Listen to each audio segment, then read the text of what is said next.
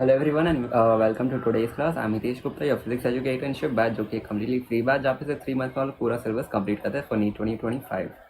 तो आज हमारा एक नया क्लास होने वाला है जहाँ पे हम लोग इलेक्ट्रिक कैपेसिटेंस का जो चैप्टर था, इलेक्ट्रिक पोटेंशियल एंड कैपेसिटेंस, उसका सेकेंड हाफ हम लोग कवर करने वाले हैं, which is the most major part of this chapter.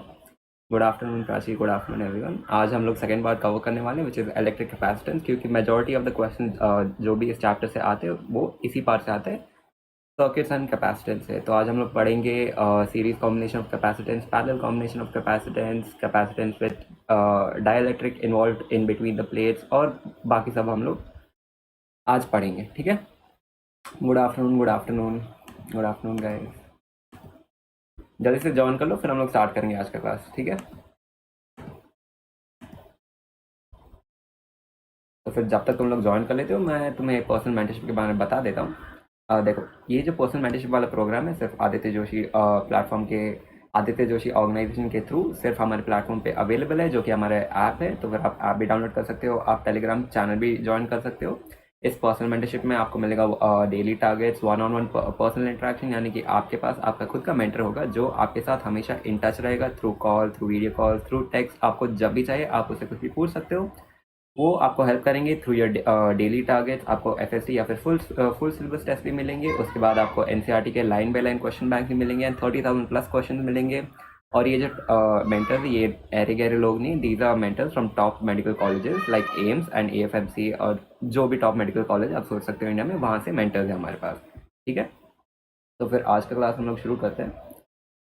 एक और चीज़, इनिशियली इसका जो प्राइस था, ओरिजिनल प्राइस था 5,000, और फिर तुम लोग ने बोला कि 5,000 थोड़ा ज़्यादा है, तो फिर लक्ष्य भैया ने इसे, सॉरी, आदित्य भैया ने इसे प्राइस रिड्यूस कर दिया था टू 3,999 पर ईयर। लेकिन अभी अगर आपको थोड़ा डिस्काउंट चाहिए तो फिर आप मेरा कोड यूज़ कर सकते हो, विच इज़ कैपिटल HITESH4, जिसके थ्रू आपको अप टू 1,000 रुपीज़ ऑफ मिलेगा। ठीक है, जल्दी से ज्वाइन कर लो, फिर हम लोग शुरू करते हैं आज का क्लास। ओके,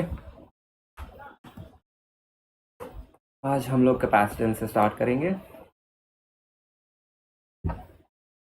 ओके, तो शुरू करते हैं आज के क्लास के साथ।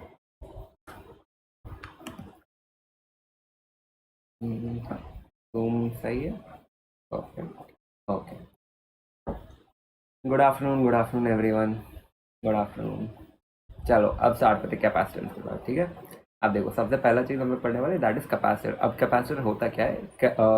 कैपेसिटर एक ऐसा डिवाइस है जो कि चार्जेस को स्टोर करता है। ठीक है, और मोस्ट कॉमन प्लेस जहाँ पे कैपेसिटर यूज़ करते हैं हम लोग, that is our electrical fans. ठीक है, जो भी आपका सीलिंग फैंस है वहाँ पे एक चीज़ यूज़ किया जाता है, दैट इज योर कैपेसिटर। ठीक है, अब ये कैपेसिटर दिखता कैसे है? देखो, यहाँ पे मैंने एक इमेज भी स्टिक कर दिया है, जो कि एक कैपेसिटर का है, जो कि आपके सीलिंग फैंस में यूज़ किया जाता है। ठीक है, तो capacitor is a device which is used to measure capacitance and it also stores electric charge. ठीक है, ओके। अब this is the symbol for capacitance in a circuit. ठीक है, अगर आपको कैपेसिटेंस शो करना है एक सर्किट में, तो हम लोग कैसे शो करेंगे? ऐसे, this is the symbol, this is the symbol for fixed capacitance and this is the symbol for variable capacitance, यानी कि आप कैपेसिटेंस को चेंज कर सकते हो। ठीक है, जैसे 2 फैराड्स हो गया या फिर 6 फैराड्स हो गया, आप अपने हिसाब से चेंज कर सकते हो। ठीक है, इतना समझ में आ रहा है? Capacitors are major capacitors are majorly use in fans. ठीक है, जो कि आपके सीलिंग फैंस होते हैं घर में। अब देखो, कैपेसिटेंस का फॉर्मूला क्या है और कैसे डिराइव करते हैं, वो हम लोग पढ़ने वाले हैं। ओके, मान लो हमारे पास एक स्फीयर है। ठीक है, मान लो ये हमारा स्फीयर है, या फिर एक सर्कुलर प्लेट है समझ लो। ठीक है, जिसका रेडियस है r। अब इस सर्कुलर प्लेट पे अज्यूम कर लेते हैं कि चार्ज q डिस्ट्रीब्यूटेड है। ओके, अब अगर मैं पूछूंगा कि पोटेंशियल डिफरेंस क्या होगा इस सरफेस पे, तो फिर वो क्या होगा? That will be KQ/R, which is k constant 1/4πε0, q which is the charge on the plate and r is the radius of the plate. ठीक है, अब यहाँ से k को अगर मैं एक्सपैंड कर दूँ तो दैट इज 1/4πε0। एप्सिलॉन कब यूज करते हैं? When it is in vacuum, और हम लोग सिर्फ एप्सिलॉन तब यूज करते हैं when it is in a different medium. ठीक है, तो फिर अगर मैं k के वैल्यू को एक्सपैंड कर दूँ तो that will become 1/4πε0 into Q/R। Okay, this whole term is equal to V, which is the potential difference. अब अगर मैं Q को रीअरेंज कर दूँ और सिर्फ Q के वैल्यू को कंसिडर करूंगा, तो Q is equal to V into 4πε0 into R। R क्या है, it is the radius of the plate. Okay, तो देखो ये पूरा टर्म तो एक कांस्टेंट बन जाएगा ना, कैसे, देखो 4 एक कांस्टेंट वैल्यू है, पाई कांस्टेंट वैल्यू है 3.14, एप्सिलॉन नॉट कांस्टेंट वैल्यू है, permittivity in free space, R which is radius, वो भी तो कांस्टेंट ही रहेगा ना, रेडियस जो यहाँ पे इधर भी इतना ही रेडियस होगा, इधर भी इतना ही रेडियस होगा, तो ये पूरा टर्म आप एक कांस्टेंट बन जाता है। इस कांस्टेंट को हम लोग बोलते हैं कैपेसिटेंस। ठीक है, तो फिर फॉर्मूला क्या है, Q is equal to C V. ठीक है, this is the formula for capacitance. Okay, समझ में आ गया इतना, थम्स अप दे दो फिर हम लोग आगे बढ़ेंगे। ठीक है, कैपेसिटेंस का फॉर्मूला क्या है, Q is equal to C V, जहाँ पे C इज द कैपेसिटेंस, तो capacitance is equal to Q by V which is charge divided by potential difference. Okay okay guys, okay okay, तो capacitance is equal to charge divided by potential difference. Okay, अब ऐसा unit क्या है capacitance का, capacitance का ऐसा unit होता है फैरेड। ठीक है, FARAD फैरेड होता है, और इसका रिप्रेजेंटेशन है कैपिटल F। ठीक है, तो 1 milli farad is equal to 10⁻⁶। ठीक है, 1 nano farad, sorry 1 micro farad is equal to 10⁻⁶ farad, 1 nano farad is equal to 10⁻⁹ farad, and 1 pico farad is 10⁻12 farad. ठीक है, इतना समझ में आ गया।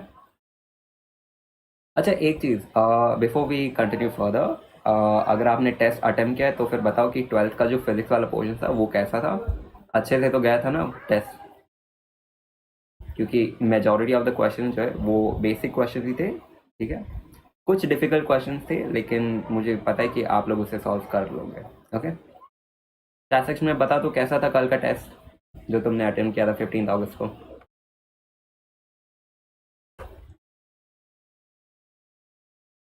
मार्क्स तो मैंने देखे थे, सबके अच्छे ही थे मार्क्स, किसी का भी बुरा नहीं था।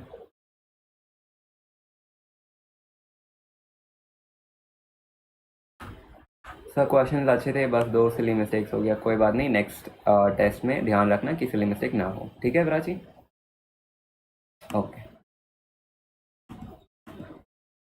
बाकी लोग ने अटेम्प्ट नहीं किया क्या, अगर अटेम्प्ट नहीं किया है तो जाके अटेम्प्ट कर लो जल्दी से। ठीक है, क्योंकि फिजिक्स हमें स्ट्रांग बनाना ही है। ठीक है, और फिजिक्स के डर को निकाल के रखना है। ओके ओके, अब आगे बढ़ो। अब डायमेंशनल फार्मूला क्या होता है, देखो डायमेंशनल फार्मूला जो भी है कभी भी रट के मत बैठना। ठीक है, अगर अगर आपसे पूछा जाता है जैसे कि डायमेंशनल फार्मूला ऑफ कैपेसिटेंस, तो फिर सॉल्व कर लो ना। देखो कैपेसिटेंस का फार्मूला क्या है, Q by V which is charge divided by potential. Charge क्या है Q, एंड पोटेंशियल इज क्या, potential nothing but work done per unit charge. ठीक है, यानी कि Q डिनोमिनेटर में भी है तो ये ऊपर चल जाएगा, this will become Q square by W which is work. Work का जो डायमेंशनल फार्मूला है that is m L²T⁻², and Q या फिर चार्ज का डायमेंशनल फार्मूला होता है A²T²। ठीक है, चार्ज का होता है A into T, and since Q square है तो फिर हम लोग इसे स्क्वायर देंगे विच इज A²T²। ठीक है, इतना समझ में आ रहा है। ओके, अब हम लोग आगे बढ़ेंगे which is principle of capacitors, यानी कि कैपेसिटर काम कैसे करता है, वो चार्ज को स्टोर कैसे करता है, ये हम लोग समझेंगे। ओके ओके, देखो अब मान लो कि हमारे पास 2 प्लेट्स हैं। ठीक है, which is plate A end plate B। Okay, अब मान लो कि प्लेट A जो है, प्लेट A चार्ज है। ठीक है, यानी कि प्लेट A के ऊपर पॉजिटिव चार्ज ऐसे डिस्ट्रीब्यूट किया गया है। ओके, एक सेकंड में और थोड़ा जूम इन कर देता हूँ फिर देखिएगा। मान लो कि हमारे पास 2 प्लेट्स है, plate A end plate B। Okay, end plate A के ऊपर जो है पॉजिटिव चार्ज डिस्ट्रीब्यूटेड है ऐसे। ठीक है, और प्लेट B जो है, प्लेट B इज अनचार्ज। ठीक है, यानी कि जितना पॉजिटिव चार्ज है उतना ही नेगेटिव चार्ज है प्लेट B के ऊपर। ओके, अब अगर हम लोग प्लेट B को A के पास लेके आएंगे तो फिर क्या होगा, इंडक्शन होगा, जिसकी वजह से opposite charge will be induce, यानी कि अगर इस साइड पॉजिटिव है तो फिर B के साइड नेगेटिव चार्ज इंड्यूस हो जाएगा, और इसके opposite side positive charge induce हो जाएगा। ठीक है, क्योंकि इनिशियली B न्यूट्रल था, फाइनली भी B न्यूट्रल ही रहेगा, यानी कि जितना पॉजिटिव चार्ज है उतना ही नेगेटिव चार्ज रहेगा। ओके, अब देखो आफ्टर सम टाइम होगा क्या कि प्लेट A के ऊपर जितना पॉजिटिव चार्ज था उतना ही पॉजिटिव चार्ज रहेगा। ठीक है, लेकिन अगर मैं प्लेट B को अर्थिंग कर दूं या फिर अगर मैं इसे ग्राउंड कर दूं तो फिर होगा क्या कि जितना भी एक्स्ट्रा चार्ज होगा ना वो अर्थ में फ्लो हो जाएगा। ठीक है, यानी कि सिंस यहाँ पे पॉजिटिव चार्ज है तो फिर ये पॉजिटिव चार्ज क्या करेगा, नेगेटिव चार्ज को अट्रैक्ट करेगा, यानी कि B के साइड नेगेटिव चार्ज सेम रहेगा। ओके, लेकिन जो एक्स्ट्रा एडिशनल चार्ज था which was the positive charge वो अर्थ के अंदर फ्लो हो जाएगा। ओके, इतना समझ में आ रहा है। सेम चीज मैंने यहाँ पे लिख दिया है. Consider two plates A and B. A has a positive charge and B is uncharged. Due to induction, plate B also gets induced charge, which is negative charge towards the side facing plate A. Okay? Okay. Since the influence of positive charge on A is more, hence plate B gets negative charge after earthing, यानी कि ground करने के बाद. Okay? Now this acts as a capacitor. कैसे? देखो यहाँ पे क्या तुम्हें दिख रहा है, इस प्लेट के ऊपर पॉजिटिव चार्ज स्टोर हो गया है एंड इस प्लेट के ऊपर नेगेटिव चार्ज स्टोर हो गया है. ओके, अब ये पूरा चीज जो है, this acts as a capacitor and can store charges. Okay, when you lower the potential the capacitance increases. ये तो फॉर्मूला से प्रूव हो जाता है ना. देखो Q is equal to CV था, तो capacitance is equal to charge by potential. अगर मैं पोटेंशियल कम करूंगा तो फिर कैपेसिटेंस बढ़ेगा, अगर मैं कैपेसिटेंस कम करूंगा तो फिर पोटेंशियल बढ़ेगा. ठीक है, इतना समझ में आ रहा है? प्रिंसिपल समझ में आ गया कैपेसिटर का कि कैसे काम करता है? समझा दे दो, फिर हम लोग आगे बढ़ेंगे. ओके, अब हम लोग पढ़ेंगे पैरेलल प्लेट कैपेसिटर का डेरिवेशन. ठीक है, okay Jagriti, okay okay Dormi, okay Prachi, okay Alisa, okay. अब हम लोग आगे बढ़ेंगे विद पैरेलल प्लेट कैपेसिटर का डेरिवेशन. ठीक है, क्या ये डेरिवेशन इंपॉर्टेंट है? छोटा सा डेरिवेशन है. ठीक है, पढ़ ही लेते हैं. देखो, मान लो कि दिस इज आवर कैपेसिटर. ठीक है, जो कि यहाँ पे ऐसे है, ये है the symbol for a capacitor. Okay, fixed capacitance का. ठीक है, मान लो कि this is our capacitor. Okay, मान लो कि इस प्लेट के ऊपर पॉजिटिव चार्ज सिग्मा डिस्ट्रीब्यूट किया गया. सिग्मा क्या है? सरफेस चार्ज डेंसिटी या फिर charge divided by area. Area कौन सा है? इस प्लेट का एरिया. ठीक है, क्योंकि ये प्लेट कुछ ऐसा होगा ना, तो फिर इस प्लेट का जो एरिया होगा divided by the charge on this plate is sigma. ठीक है, पॉजिटिव सिग्मा. ठीक है, अब इस प्लेट के ऊपर नेगेटिव चार्ज डिस्ट्रीब्यूटेड होगा तो फ्री हो जाएगा नेगेटिव सिग्मा. ठीक है, एक चीज जो है, यहाँ पे जितना भी सरफेस चार्ज डेंसिटी है, इस प्लेट पर भी सेम सरफेस चार्ज डेंसिटी है. ओके, ठीक है. अब देखो, let us consider a point P which is exactly at the centre. ठीक है, पॉइंट P एग्जैक्टली बीच में. ठीक है, अब होगा क्या, सिंस ये एक प्लेट है, कंडक्टर है, इसके ऊपर चार्ज है. ठीक है, तो फिर इसके वजह से इलेक्ट्रिक फील्ड भी होगा इस पॉइंट P के ऊपर. सिंस यहाँ पे पॉजिटिव चार्ज है तो फिर electric field will be away from it, यानी कि इन दिस डायरेक्शन. वो होगा कितना, हमने पढ़ा था इन प्रीवियस चैप्टर में कि electric field due to a positively charge plate और due to any plate is sigma by 2 epsilon naught. याद है ये वाला डेरिवेशन जो हमने पढ़ा था प्रीवियस क्लास में, प्रीवियस चैप्टर में, इलेक्ट्रिक फील्ड वाले चैप्टर में. अगर हमारे पास एक प्लेट है तो फिर उसके वजह से electric field at any point will be sigma by 2 epsilon not, चाहे वो पॉइंट यहाँ पे हो, यहाँ पे हो या फिर यहाँ पे हो. ओके सर, रिवीजन के टाइम डेरिवेशन खुद से भी करना है या सिर्फ फॉर्मूलाज याद रख ले? हर्ष, एक चीज़ तुम जान लो कि ये जो डेरिवेशन है, नीट में तुमसे कोई भी नहीं पूछेगा. ठीक है, अगर तुम्हें डेरिवेशन याद है, अगर तुम्हें समझ में आ रहा है तो वेल एंड गुड. ज़रूरी नहीं है कि आपको हर बार डेरिवेशन याद रखना है. ठीक है, क्योंकि मेन तो आपको ये फाइनल फॉर्मूला ही याद रखना पड़ेगा. ठीक है, डेरिवेशन अगर आपको समझ में आ रहा है तो इट्स वेल एंड गुड. ठीक है, ज़रूरी नहीं है कि लिख के प्रैक्टिस करो डेरिवेशन. ओके ओके, आगे बढ़ते हैं. इस प्लेट की वजह से electric field will be sigma by 2 epsilon not at any point. ठीक है, अब देखो, इस प्लेट को A बोल देते हैं एंड इस प्लेट को B बोल देते हैं. ओके, प्लेट A की वजह से पॉइंट P पे electric field will be sigma by 2 epsilon naught. ठीक है, अब सिंस प्लेट B पे नेगेटिव चार्ज है तो फिर electric field will be towards the plate, यानी कि पॉइंट P पे अगर मैं इलेक्ट्रिक फील्ड दिखाऊं ड्यू टू प्लेट B तो that will be towards the plate, और उसका मैग्नीट्यूड कितना होगा, same sigma by 2 epsilon naught. ठीक है, तो फिर पॉइंट P पे नेट इलेक्ट्रिक फील्ड कितना होगा, it will be the electric field due to plate A plus electric field due to plate B. Okay, तो फिर अगर हम लोग वो लिख दें, देखो, let A be the area of cross section of each plate and we know that capacitance is equal to charge divided by potential. Okay, अब देखो, अब अगर हम लोग लिखेंगे नेट इलेक्ट्रिक फील्ड तो that will be electric field due to plate A plus electric field due to plate B. Okay, सिर्फ magnitude हम लोग कंसिडर कर रहे हैं इस पॉइंट पे. ठीक है, ओके, तो फिर it will B sigma by 2 epsilon not plus sigma by 2 epsilon naught. ठीक है, तो फिर अगर हम दोनों को ऐड करेंगे तो फिर वो हो जाएगा सिग्मा बाई एप्सिलॉन नॉट. और सिग्मा क्या है, it is nothing but charge per unit area. Area किस चीज़ का, उस प्लेट का एरिया जिसके ऊपर चार्ज डिस्ट्रीब्यूटेड है. ठीक है, एक सेकेंड गाइस, एक सेकेंड, जस्ट अ सेकेंड, मेरे को लगता है चार्जर का नहीं, जस्ट अ सेकेंड.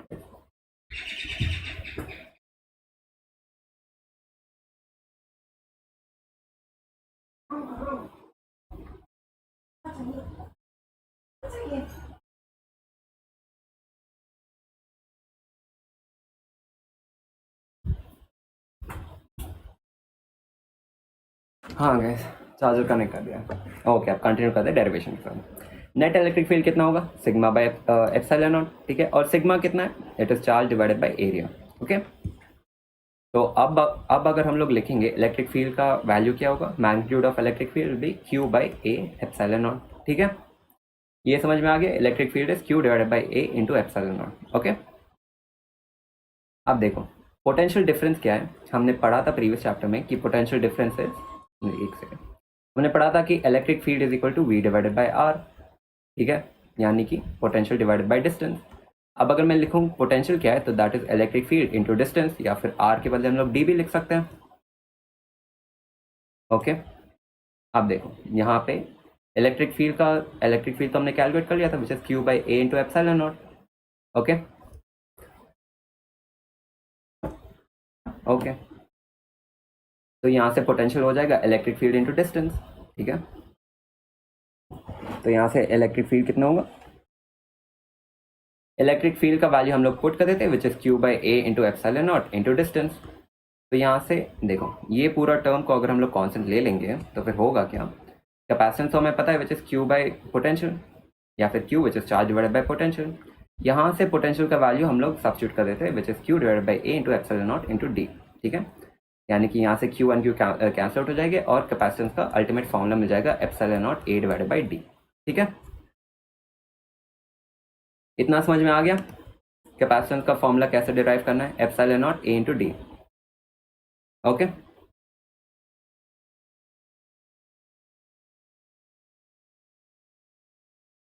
समझ में आ गया तो थम्स अप दे दो गाइस, फिर हम लोग आगे बढ़ेंगे, ओके।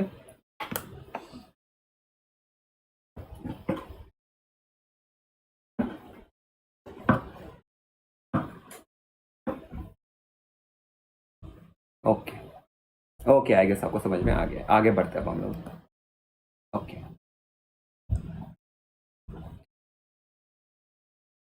अब हम लोग क्या पढ़ेंगे? नेक्स्ट हम लोग पढ़ने वाले derivation of parallel plate capacitor with dielectric, ठीक है। कैपेसिटर जो है वो दो टाइप्स के होते हैं, एक होता है सर्कुलर प्लेट कैपेसिटर और दूसरा होता है पैरेलल प्लेट कैपेसिटर, ठीक है। मोस्ट कॉमन कौन सा है? Parallel plate capacitor is the most common one, okay, ठीक है। अब हम लोग पढ़ेंगे derivation for parallel plate capacitor with dielectric, यानी कि पैरेलल प्लेट कैपेसिटर जो है इसके बीच में हम लोग एक डाई इलेक्ट्रिक इंसर्ट करेंगे, तो क्या होगा कैपेसिटेंस को? क्या वो कैपेसिटेंस बढ़ेगा या फिर घटेगा? वही हम लोग पढ़ने वाले, ओके ओके। मान लो कि ये है हमारा पैरेलल प्लेट कैपेसिटर, ठीक है। This is plate A and this is plate B, okay okay. And let's assume कि this is our dielectric medium या फिर डाइलेक्ट्रिक सब्सटेंस जिसको हमने इंसर्ट किया है, ओके। जिसका डाइलेक्ट्रिक कांस्टेंट क्या है? दैट इज कैपिटल के, ओके। ये है हमारा डाइलेक्ट्रिक मटेरियल जिसका कांस्टेंट इज के, डाइलेक्ट्रिक कांस्टेंट इज के, ओके ओके। लेट्स अज्यूम कि इन दो प्लेट्स के बीच का डिस्टेंस इज डी, ठीक है। तो D is the distance between these two plates. अब देखो हमने प्रीवियस चैप्टर में पढ़ा था कि डाइलेक्ट्रिक कांस्टेंट का फॉर्मूला क्या होता है? That is nothing but epsilon divided by epsilon naught, epsilon M divided by epsilon naught, which is permittivity in a particular medium divided by permittivity in vacuum या फिर फ्री स्पेस, ठीक है। तो यहाँ से हमें पता है कि अगर हम लोग इसे थोड़ा और मॉडिफाई करेंगे फॉर्मूला को, तो फिर डाइलेक्ट्रिक कांस्टेंट का वैल्यू ये भी हो जाता है, which is electric field in vacuum divided by electric field in particular medium, ठीक है। तो ये है so these two are the formula for dielectric constant, okay। अब आगे बढ़ते हैं। देखो अब यहाँ पे अगर आप ध्यान से देखोगे तो फिर दो चीज़ है। सबसे पहला चीज़ is our parallel plate capacitor और दूसरा है हमारा मीडियम जिसे हमने इंसर्ट किया है, जिसका डाइलेक्ट्रिक कांस्टेंट इज के, ओके। तो फिर नेट पोटेंशियल कितना होगा? अगर हमारे पास दो चीज़ है तो फिर दो पोटेंशियल होंगे ना। एक होगा potential due to the parallel plate capacitor और दूसरा होगा potential due to the dielectric medium जो हमने इंसर्ट किया है, ठीक है। यानी कि net potential will be the potential in air plus potential in the medium. Potential in air कैसा है? देखो इन दो प्लेट्स के बीच में तो एयर ही है ना, ठीक है। तो फिर ये हो गया potential due to the air. Since हमने यहाँ पे एक डाइलेक्ट्रिक प्लेट इंसर्ट कर दिया है तो फिर इसके अंदर भी पोटेंशियल होगा, वो कितना होगा वो हम लोग कैलकुलेट कर लेंगे, ओके। अब अगर इस डायग्राम का और ध्यान से अगर आप देखोगे, देखो इस डाइलेक्ट्रिक मीडियम का थिकनेस इज टी, जो कि यहाँ पे मैंने लिख दिया है, okay. D is the distance between the two plates of the capacitor, ठीक है, ओके। अब देखो नेट पोटेंशियल कितना होगा, potential in air plus potential in medium, ठीक है। तो फिर यहाँ से पोटेंशियल इन एयर कितना होगा, पोटेंशियल हमें पता है कि potential is equal to electric field into distance, ठीक है। अब पोटेंशियल इन एयर होगा E naught into D minus T, D minus T क्यों, देखो यहाँ पे है एयर, ठीक है, ये एयर है, यहाँ पर भी एयर है। अगर हमें पोटेंशियल इन एयर चाहिए तो फिर हमें एयर के डिस्टेंस को कंसिडर करना होगा। अगर मान लो ये पूरा डिस्टेंस डी है और ये थिकनेस टी है इस डाइलेक्ट्रिक मीडियम का, हमें तो सिर्फ एयर वाला डिस्टेंस ही चाहिए, तो वो हो जाएगा डी माइनस टी, क्योंकि टी में तो यहाँ पे हमारा डाइलेक्ट्रिक मीडियम है, तो फिर टी के डिस्टेंस को हम लोग सबट्रैक्ट कर देंगे, ओके, ठीक है। तो यहाँ से यहाँ से पोटेंशियल इन एयर हो जाएगा electric field in air into D minus T which is the distance of air, ठीक है। इलेक्ट्रिक फील्ड इंटू मीडियम कितना होगा, electric field in the dielectric medium into its thickness या फिर टी, ठीक है। तो यहाँ से नेट पोटेंशियल हो जाएगा E naught into D minus T plus E into T, okay, ठीक है। अब इलेक्ट्रिक फील्ड का वैल्यू कितना है वो तो हमने प्रीवियसली कैलकुलेट कर लिया था, Q by epsilon naught into A, ठीक है, जो कि हमने प्रीवियस डेरिवेशन में कैलकुलेट किया था। तो यहाँ से ई नॉट या फिर इलेक्ट्रिक फील्ड इन एयर हो जाएगा Q divided by epsilon naught into A, ठीक है। अब यहाँ से अगर मैं पूछूँ मीडियम में कितना होगा इलेक्ट्रिक फील्ड, तो हो जाएगा Q into epsilon not a into के। अब ये के कहाँ से है, देखो अगर मैं electric field in are dielectric medium लिख दूँ जिसका थिकनेस टी है, तो फिर वो कितना होगा, that will be Q divided by epsilon into A, यहाँ पे मैं लिख देता हूँ, रुको, Q divided by epsilon m into A. अब ये एप्सिलॉन m क्या है, permittivity of the particular medium, कौन सा मीडियम, ये डाइलेक्ट्रिक मीडियम जो हमने यहाँ पे इंसर्ट किया है, इस मीडियम का परमिटिविटी। अब इस पर्टिकुलर मीडियम का जो परमिटिविटी है उससे अगर हम लोग एक फॉर्मूला रिलेट कर देंगे तो फिर हमारा काम बन जाएगा। और हमने स्टार्टिंग में पढ़ा था कि डाइलेक्ट्रिक कांस्टेंट क्या होता है, it is permittivity in particular medium divided by permittivity in vacuum या फिर एयर। तो फिर यहाँ से हमें पता है कि के या फिर डाइलेक्ट्रिक कांस्टेंट क्या होता है, permittivity in medium divided by permittivity in vacuum. तो यहाँ से ई एम अगर हम लोग कैलकुलेट करेंगे तो E M is equal to K into epsilon naught, ठीक है, ये समझ में आ गया। तो फिर इसी ई एम या फिर permittivity in a particular medium को हम लोग ने यहाँ पे सब्स्टिट्यूट कर दिया, ठीक है, ओके। तो यहाँ से नेट पोटेंशियल हो जाएगा Q divided by epsilon not Q, क्योंकि ये एयर है, into area of air into D minus T which is distance of air, ठीक है, प्लस क्यू डिवाइडेड बाई के epsilon not a into T, ठीक है। ये के एप्सिलॉन नॉट कहाँ से है, this is nothing but permittivity in a particular medium. तो अब यहाँ से बस दोनों को ऐड कर दो, तुम्हें अपना फॉर्मूला मिल जाएगा। तो फिर यहाँ से अगर हम लोग ऐड करने जाएंगे, सबसे पहले हम लोग क्या करेंगे, कॉमन टर्म्स को बाहर ले लो which is Q divide by epsilon naught, ठीक है। अगर ये एक पूरा टर्म है तो फिर यहाँ से अगर मैं Q by epsilon naught into A को कॉमन ले लूँगा तो फिर Q by epsilon naught into A तो बाहर आ गया और ये पूरा टर्म मल्टीप्लाई होगा D minus T plus T by K, okay. Formula तो याद हो जाता है पर न्यूमेरिकल्स में प्रॉब्लम आते हैं सर, तो फिर उसका सल्यूशन है कि मैं जो क्लासेस रखता हूँ एडिशनल क्लासेस जहाँ पे हम लोग क्वेश्चन प्रैक्टिस करते हैं उसको आके अटेंड करो और देखो कि फॉर्मूला को कैसे यूज़ करना है और कब यूज़ करना है, कैसे अप्लाई करना है, ठीक है। अंश कुमार ये समझ में आ गया, क्योंकि अगर तुम आके देखोगे कि क्वेश्चन कैसे सॉल्व करना है, फॉर्मूला को अप्लाई कैसे करना है, ठीक है, क्वेश्चन को डीकोड कैसे करना है, मेन कीवर्ड्स को अंडरलाइन करो, उसके बाद ही क्वेश्चन सॉल्व होगा, ठीक है, ओके अंश, ठीक है। अब आगे बढ़ते हैं, देखो नेट पोटेंशियल का फॉर्मूला तो मिल गया Q by epsilon naught into A जो कि कॉमन है into D minus T plus T by K, okay. तो यहाँ से बी तो हमें मिल गया। अब देखो, अब हमें पता है कि कैपेसिटेंस का formula is charge divided by potential. Potential का तो फॉर्मूला हमने यहाँ पे कैलकुलेट कर ही लिया है, चार्ज तो हमें पता ही है, ठीक है। तो चार्ज डिवाइडेड बाय पोटेंशियल को लेके यहाँ पे सब्स्टिट्यूट कर दो इस फॉर्मूला में, तो यहाँ से Q and Q cancel out हो जाएंगे, ठीक है। तो फिर सी मीडियम या फिर capacitance of the medium will be epsilon naught into A divided by T D minus T plus T by के, ठीक है। ये टी क्या है, thickness of the dielectric medium, ठीक है, and D is the distance between the plates, distance between plates. इतना समझ में आ गया, थम्स अप दे दो फिर हम लोग आगे बढ़ेंगे, ओके। आज एम है कि हम लोग इस चैप्टर को कंप्लीट कर लेंगे और कल हम लोग रखेंगे अपना क्वेश्चन प्रैक्टिस वाला क्लास, ठीक है। उसको ज़रूर अटेंड कर लेना क्योंकि वहाँ पे हम लोग सर्किट सॉल्व करेंगे, ठीक है। काफ़ी सारे सर्किट्स होंगे क्योंकि मेजॉरिटी जो क्वेश्चन है सर्किट से ही आते हैं, ठीक है।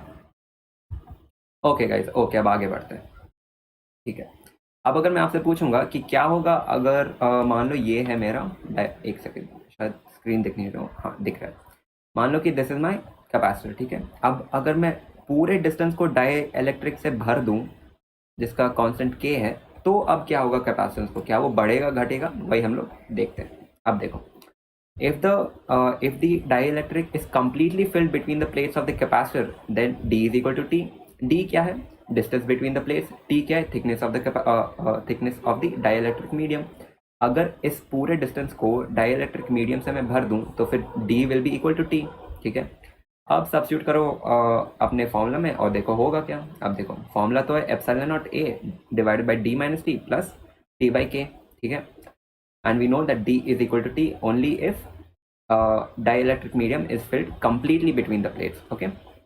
तो यहाँ से D is equal to T तो है ही, तो फिर सब्स्टिट्यूट कर दो फॉर्मूला में, तो फिर यहाँ पे ये फॉर्मूला बन जाएगा epsilon naught into A divided by D minus D plus D by K, ठीक है।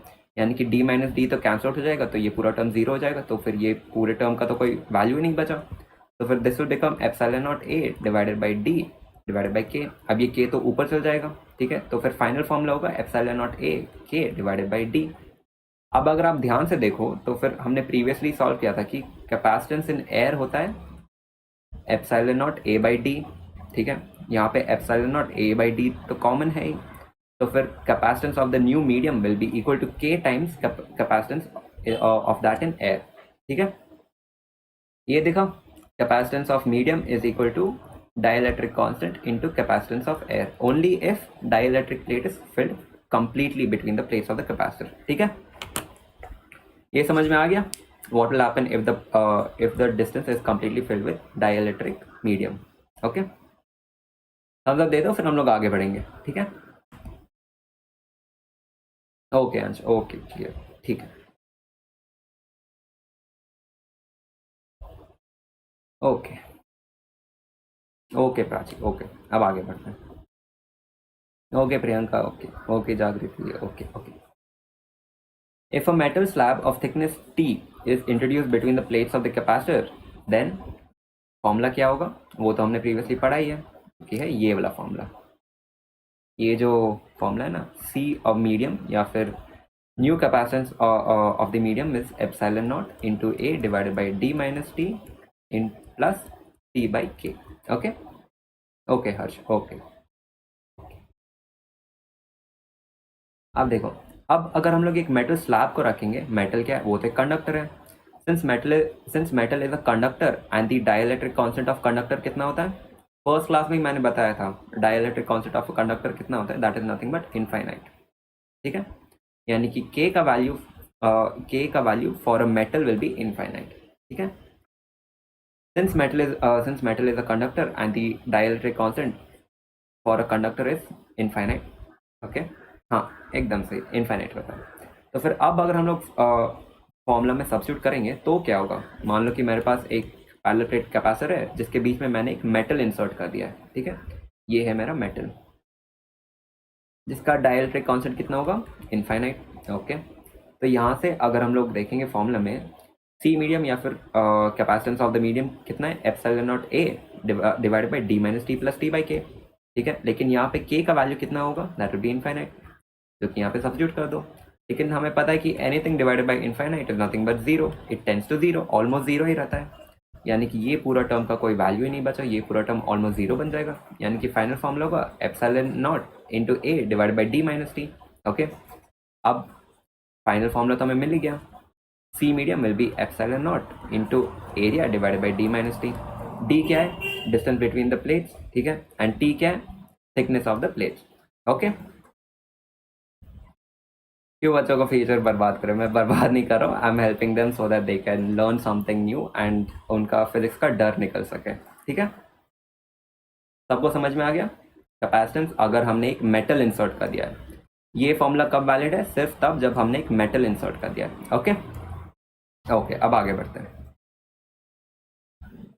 अब हम लोग पढ़ेंगे द मेन टॉपिक जहां से क्वेश्चंस पूछे जाते हैं, मेजॉरिटी ऑफ द क्वेश्चन, जो कि combination of capacitor. Combination of capacitor में हम लोग क्या पढ़ेंगे? Parallel combination and series combination. Okay ठीक है, तो सबसे पहले हम लोग क्या पढ़ेंगे? Series combination. देखो, इससे पहले कि हम लोग जंप करें into parallel combination and series combination, सबसे पहले हम लोग इसका मतलब समझ लेते हैं कि सीरीज कॉम्बिनेशन में होता क्या है और पैरेलल कॉम्बिनेशन में होता क्या है। देखो, जब भी हम लोग कहते हैं सीरीज कॉम्बिनेशन है ना, तो फिर हम लोग ये इम्प्लाई कर रहे हैं कि सेम चार्ज फ्लो हो रहा है। जब हम लोग कहते हैं कि पैरेलल कॉम्बिनेशन, तो फिर उसमें होता क्या है? सेम पोटेंशियल रहता है डिवाइसेस के अक्रॉस। ठीक है, इसका मतलब कि देखो, मान लो कि यहाँ पे मेरे पास एक सर्किट है। ठीक है, वो सर्किट कुछ ऐसा है। ये पहला कैपेसिटर, दिस सेकंड कैपेसिटर और ये तीसरा कैपेसिटर, ऐसे मैंने ज्वाइन कर दिया है और ये है मेरा सेल। ठीक है, तो फिर ये होता है हमारा एक सीरीज कॉम्बिनेशन। सीरीज कॉम्बिनेशन क्यों है? क्योंकि अगर हम ध्यान से देखोगे, इस सेल से निकलेगा चार्ज, जो कि सेम चार्ज इसमें भी फ्लो होगा, सेम चार्ज इस कैपेसिटर में भी फ्लो होगा, सेम चार्ज इसमें भी फ्लो होगा और वो वापस सेल में जाएगा। ठीक है, एकदम सही अंश, एकदम सही। अब अगर मैं एक नया सर्किट ड्रॉ करूंगा कुछ ऐसे, दिस इज माई सेल और ये हो जाता है पहला कैपेसिटर, ये दूसरा कैपेसिटर। ठीक है, अब अगर इस सर्किट को हम लोग ध्यान से देखेंगे तो फिर इस सेल के अक्रॉस होगा पोटेंशियल डिफरेंस V। ठीक है, यानी कि यहाँ पे पॉजिटिव, यहाँ पे नेगेटिव, यानी कि इस लाइन पे भी पॉजिटिव होगा, इस लाइन पे भी पॉजिटिव होगा, इस लाइन पे नेगेटिव होगा, इस लाइन पे नेगेटिव होगा। ध्यान से देखो, इस कैपेसिटर के अक्रॉस जितना पोटेंशियल डिफरेंस है, सेम पोटेंशियल डिफरेंस है इस कैपेसिटर के अक्रॉस भी। ये होता है हमारा पैरेलल कॉम्बिनेशन। ठीक है, समझ में आ गया? सीरीज कॉम्बिनेशन में सेम चार्ज फ्लो होता है, पैरेलल कॉम्बिनेशन में सेम पोटेंशियल। सेम पोटेंशियल है तो फिर क्या चार्ज डिफरेंट होगा? जी हाँ, बिल्कुल डिफरेंट होगा। सीरीज कॉम्बिनेशन में सेम क्या है? चार्ज सेम है लेकिन पोटेंशियल डिफरेंट है, एंड पैरेलल कॉम्बिनेशन में पोटेंशियल सेम है लेकिन चार्ज डिफरेंट है। ठीक है, ओके, अब आगे बढ़ते हैं। अब हम लोग पढ़ेंगे सीरीज कॉम्बिनेशन ऑफ कैपेसिटर। ठीक है, इन डिटेल हम लोग पढ़ेंगे। ओके ठीक है, मान लो कि मेरे पास एक सर्किट है जो कि कुछ ऐसा है। यहाँ पे है मेरा सेल। ठीक है, ये पॉजिटिव टर्मिनल और ये negative terminal of the cell. ठीक है, यहाँ पे है मेरे पास C1 या फिर फर्स्ट कैपेसिटर, ये है C2 या फिर second capacitor, and this is C3 या फिर थर्ड कैपेसिटर। ओके, अब ये तो सीरीज कॉम्बिनेशन हो जाएगा। कैसे? यहाँ से चार्ज निकल रहा है सेल से, जो कि यहाँ पे फ्लो रहा है, फ्लो रहा है, फ्लो रहा है, सेम चार्ज इसमें जा रहा है, सेम चार्ज इसमें भी जा रहा है, सेम चार्ज इसमें भी जा रहा है, और फाइनली वो सेम चार्ज वापस सेल में भी आ रहा है। ठीक है, तो अगर समझ में आ गया कि कैसे ये होता है एक सीरीज कॉम्बिनेशन। ओके ठीक है, अब आगे बढ़ते हैं। In this combination the charge following is the same across each capacitor. ठीक है, ओके। अब अगर मैं पूछूंगा कि what is the ratio of the charge in each capacitor, तो वो क्या होगा? सिंस हमें पता है कि सेम चार्ज फ्लो हो रहा है, तो फिर अगर मैं रेशियो पूछूंगा वो तो 1:1:1 हो जाएगा। Q1 या फिर चार्ज अक्रॉस कैपेसिटर 1, Q2 हो गया charge across capacitor 2, and Q3 हो गया charge across capacitor 3। Same charge flow रहा है यानी कि Q चार्ज इसमें फ्लो रहा है, Q इसमें भी, एंड Q चार्ज इसमें भी, यानी कि रेशियो हो जाएगा 1:1:1। ठीक है, चार्ज का रेशियो हो जाएगा 1:1:1। ओके ठीक है, अब मैंने कहा था कि सीरीज कॉम्बिनेशन में चार्ज तो सेम होगा लेकिन क्या डिफरेंट होगा? सॉरी, चार्ज तो सेम होगा लेकिन क्या डिफरेंट होगा? दैट इज पोटेंशियल, यानी कि वोल्टेज डिफरेंट होगा अक्रॉस ईच कैपेसिटर। ठीक है, इसके अक्रॉस वोल्टेज होगा V1, इसके अक्रॉस वोल्टेज होगा V2, एंड इसके अक्रॉस वोल्टेज होगा V3। ठीक है, एकदम अंश, पोटेंशियल डिफरेंट रहेगा। ठीक है, अब अगर मैं पूछूंगा नेट पोटेंशियल कितना होगा, तो वो क्या होगा? That will B potential across each capacitor. अगर 3 कैपेसिटर है ऐसे, और मैं पूछूंगा कि इस पूरे सर्किट का नेट पोटेंशियल कितना है, that will be V1 which is potential across capacitor 1 plus V2 plus V3। ठीक है, तो V नेट या फिर net potential V1 plus V2 plus V3। Okay, अब पोटेंशियल का फॉर्मूला क्या है? हमने पढ़ा था Q is equal to CV, तो यहाँ से V हो जाएगा चार्ज डिवाइडेड बाई कैपेसिटेंस। ठीक है, यहाँ से V1 होगा Q divided by C1, and V2 will be Q divided by C2, and V3 will be Q divided by C3। ठीक है, और V नेट होगा total charge divided by C net. C net क्या है? Combination of these three capacitors. ठीक है, तो यहाँ से Q Q Q Q cancel out हो जाएंगे, कॉमन टर्म्स हैं, तो फिर फाइनली हमारे पास बचेगा 1/C इक्विवेलेंट या फिर net capacitance is equal to 1/C1 plus 1/C2 plus 1/C3. ठीक है, this is the formula for series combination. ये हमेशा याद रखना. ठीक है, ये समझ में आ गया. सीरीज कॉम्बिनेशन में नेट कैपेसिटेंस कैसे कैलकुलेट करते हैं, फॉर्मूला क्या है. डेरिवेशन तो छोटा सा ही था. ठीक है, थम्स अप दे दो, फिर हम लोग आगे बढ़ेंगे. ओके, समझ में आ गया ना सबको ये वाला डेरिवेशन. ओके अंश, okay okay Jagriti, okay okay Aliza, okay. अब हम लोग आगे बढ़ते हैं. ठीक है प्राची. अब अगर मैं एक क्वेश्चन पूछूंगा कि इफ एन आइडेंटिकल, आइडेंटिकल यानी कि same value of capacitance C1 is equal to C2 is equal to C3. ठीक है, same capacitance which is C. if n identical capacitors are connected in series then what will be the net capacitance या फिर C equivalent, वो कितना होगा. वही चीज़ हम लोग कैलकुलेट करना सीखते हैं. देखो, सबसे पहले ड्रॉ कर लो रफ डायग्राम. ठीक है, रफ डायग्राम कुछ ऐसा होगा which is first capacitor, second capacitor, third, fourth और ऐसे ही n कैपेसिटर्स है. ठीक है, अब क्वेश्चन में पूछा गया कि व्हाट इज C इक्विवेलेंट. ठीक है, यानी कि नेट कैपेसिटेंस. प्रीवियसली हमने पढ़ा था formula 1/C equivalent is equal to 1/C1 plus 1/C2 plus 1/C3. तो यहाँ पे होगा 1/C plus 1/C plus 1/C. C क्यों है सब में, because these are identical capacitors. Identical capacitors are same capacitance. Okay, into n times. n times क्यों, क्योंकि है हमारे पास n आइडेंटिकल कैपेसिटर्स. ओके, तो यहाँ से अगर मैं इस पूरे टर्म को एक्सपैंड कर दूंगा तो 1/C equivalent will be equal to n/C. ठीक है, n क्यों, क्योंकि यहाँ पे 1/C प्लस 1/C हम लोग कर रहे हैं n नंबर ऑफ टाइम्स, यानी कि ये पूरा टर्म तो n से मल्टीप्लाई हो जाएगा. फिर 1/C equivalent is equal to n/C. तो फिर क्या इतना ही आंसर होगा. मेन पॉइंट जहाँ पे बच्चे मोस्ट कॉमन मिस्टेक करते हैं कि यहाँ पे ही वो लोग छोड़ देते हैं. नहीं, ये आंसर नहीं है हमारा. ये 1/C इक्विवेलेंट है या फिर 1/C C of the net capacitance. इसका फाइनल आंसर होगा C equivalent is equal to C/n. इसका रेसिप्रोकल भी करना है. ठीक है, क्योंकि हमें C इक्विवेलेंट फाइंड करना है जो कि होता है C डिवाइडेड बाई n. ठीक है, समझ में आ गया ये वाला क्वेश्चन कैसे सॉल्व करना है.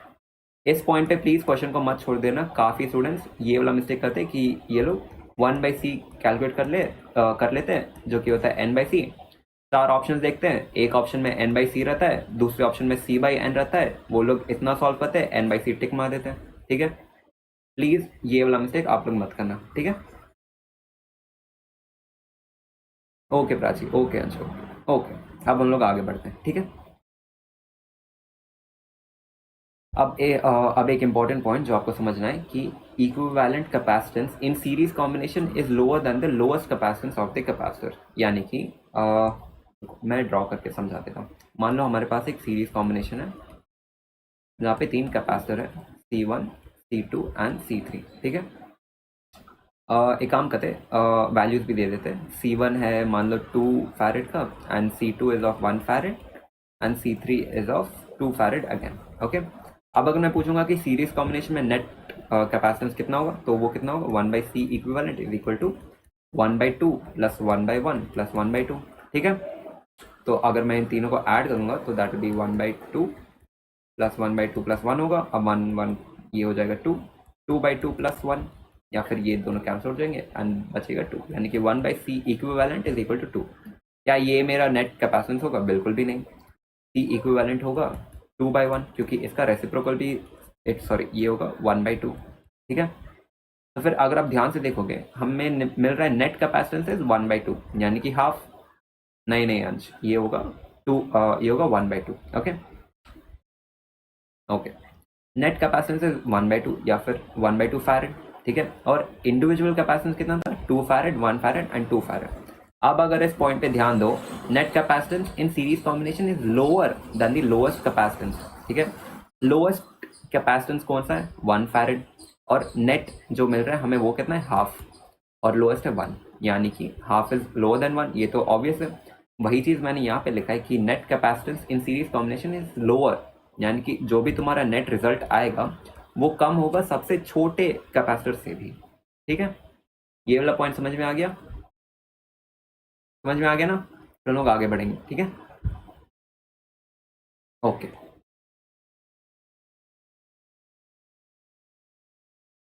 ओके अंश, ओके आगे बढ़ते हैं. Okay Jagriti, okay Aliza, okay सबको समझ में आ गया, ठीक है। अब हम लोग बढ़ते हैं towards parallel combination. Series combination तो हमने पढ़ लिया, अब पैरेलल में बढ़ते हैं, ठीक है। पैरेलल में मेन पॉइंट क्या है? It has the same potential but different charge, ठीक है। ओके, अब सर्किट को पहले समझ लेते हैं। यहाँ है हमारा सेल, ठीक है, जिसके अक्रॉस पोटेंशियल इज V, ठीक है। ये है उसका positive terminal and this is the negative terminal, ठीक है।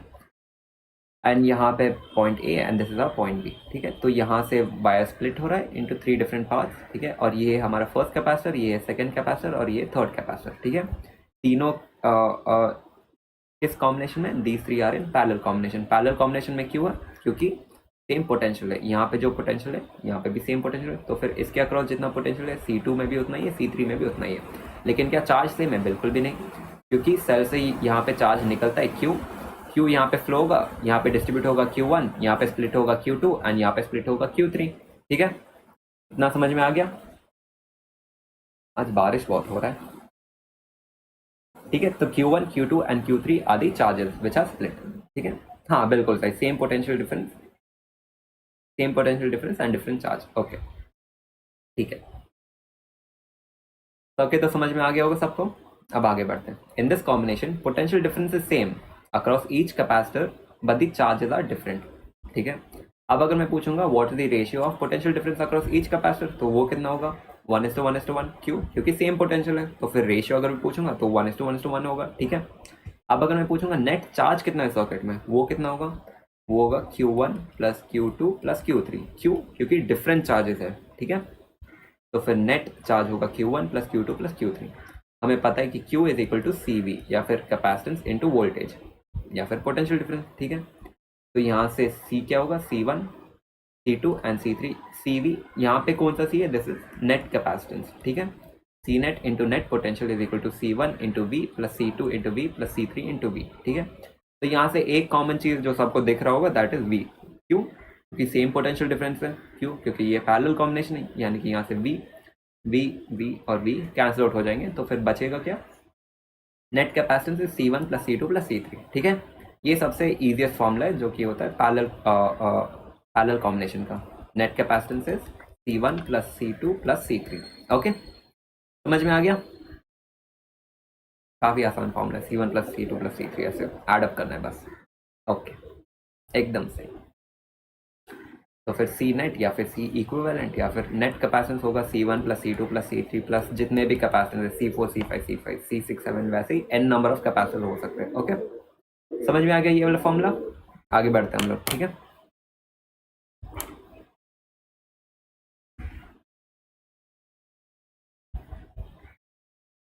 अब सेम क्वेश्चन अगर मैं पूछूंगा आपसे, ओके हर्ष, ओके प्राची, ओके अंश, if n identical capacitors are connected in parallel, what is the equivalent capacitance? अब तुम सॉल्व करके बताओ कि आंसर कितना होगा। n नंबर ऑफ कैपेसिटर्स है जो कि कुछ ऐसे है, तो मैं ड्रॉ कर देता हूँ।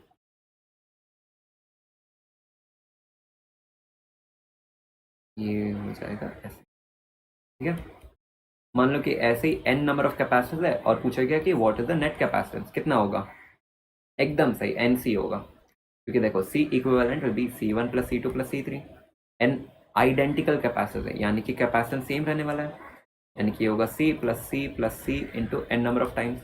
जैसे अगर हम तुम एक्सपांड कर लोगे तो वो बन जाएगा NC।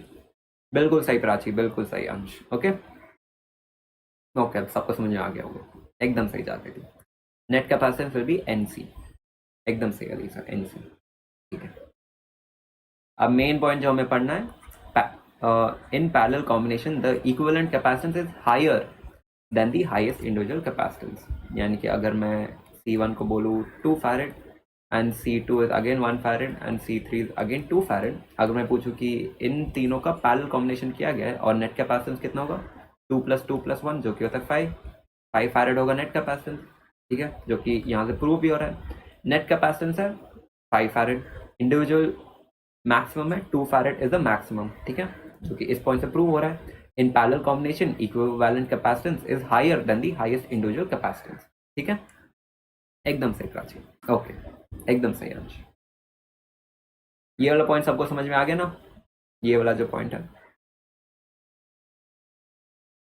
ओके, अब आगे बढ़ते हैं। Okay Prachi, okay, methods to calculate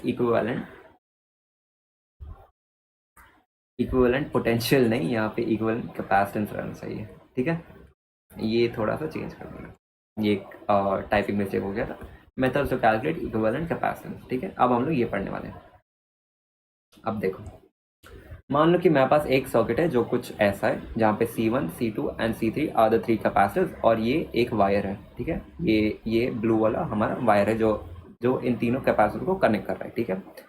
अब अगर मैं पूछूंगा कि what is the net capacitance, तो इसको सॉल्व कैसे करते हैं, ध्यान से देखो कि सॉल्व कैसे करते हैं, ठीक है। देखो, सबसे पहला चीज जो हम लोग पढ़ने वाले, that is going to be point potential method. Point potential method. अब इसको अप्लाई कैसे करते हैं वो ध्यान से सीखो, ठीक है। मान लो कि इस एंड पे पोटेंशियल इज VA, ठीक है, यानी कि सेम वायर में पोटेंशियल सेम रहता है। इसका मतलब कि मान लो कि मेरे पास ये वायर है जिसके एक टर्मिनल पे पोटेंशियल है VA, ठीक है।